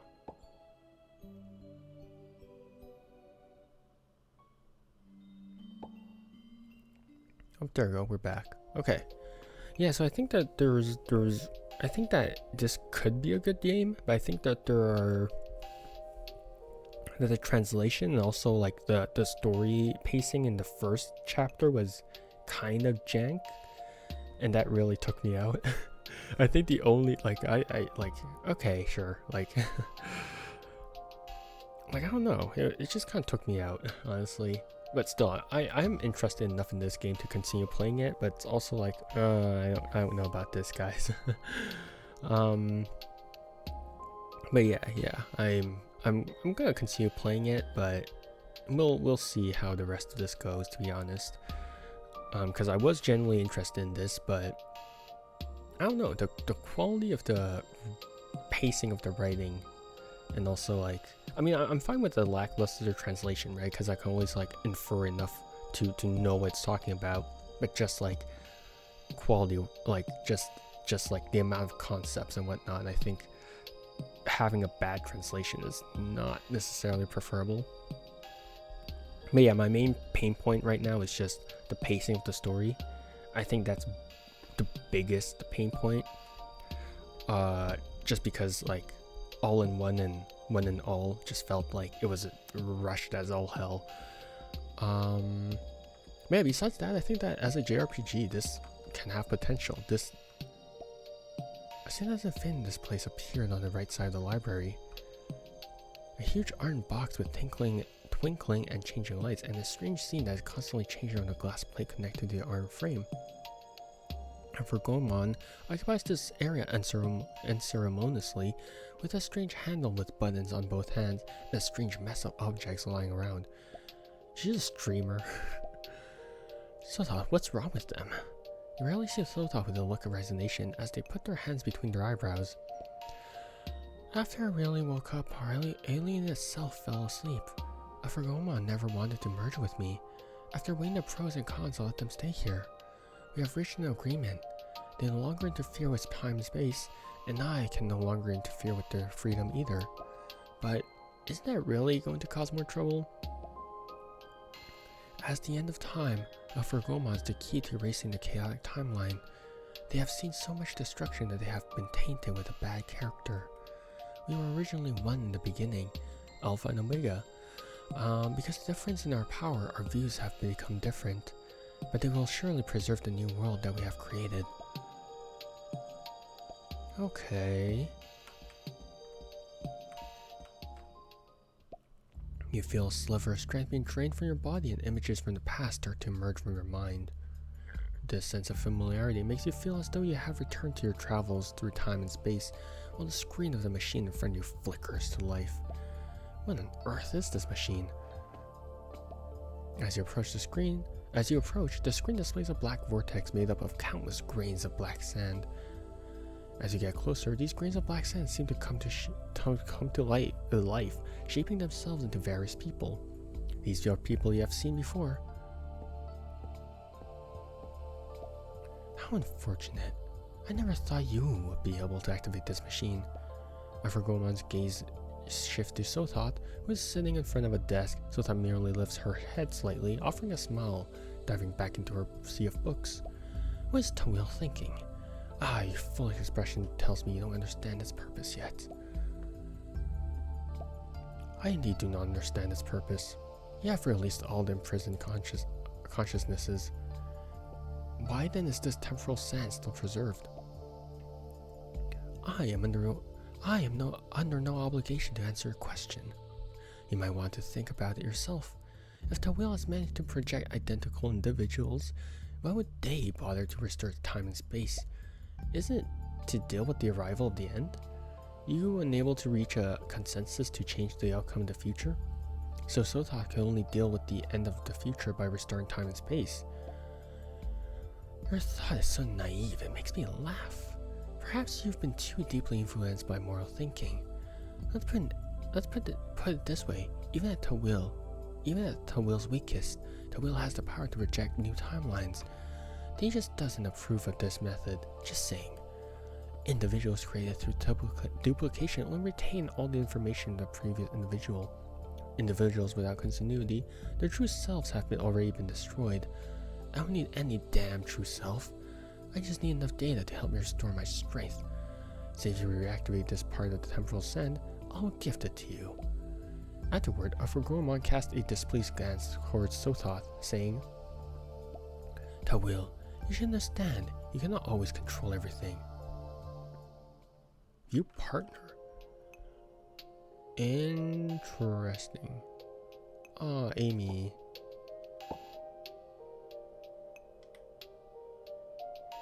Rip Amy. Let's write experience. We'll choose module 2. Let's reproject. Okay. Okay, alright.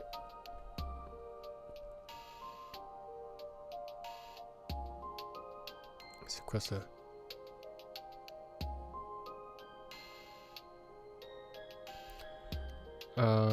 Okay.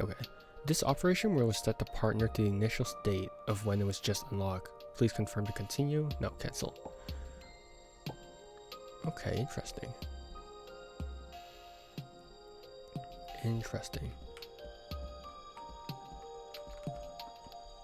What do you say? Do not bother me. Okay, rude. Alright, is that all? I think that should be all. Alright, let me save. Alright, well, I think that's gonna be it for part 1 of depersonalization. Thanks for hanging out with me. Obviously, I still have my qualms about the story and the translation, but it's interesting enough for me to be interested. Because I do like Lovecraftian stuff. I do like JRPGs. I do like RPGs and the whole 9 yards. But yeah, that's gonna be it for me today. Thanks for hanging out with me. Have a good morning, afternoon, or evening, depending on when and where you are. And yes, see you guys next time. Bye bye. See you and take care.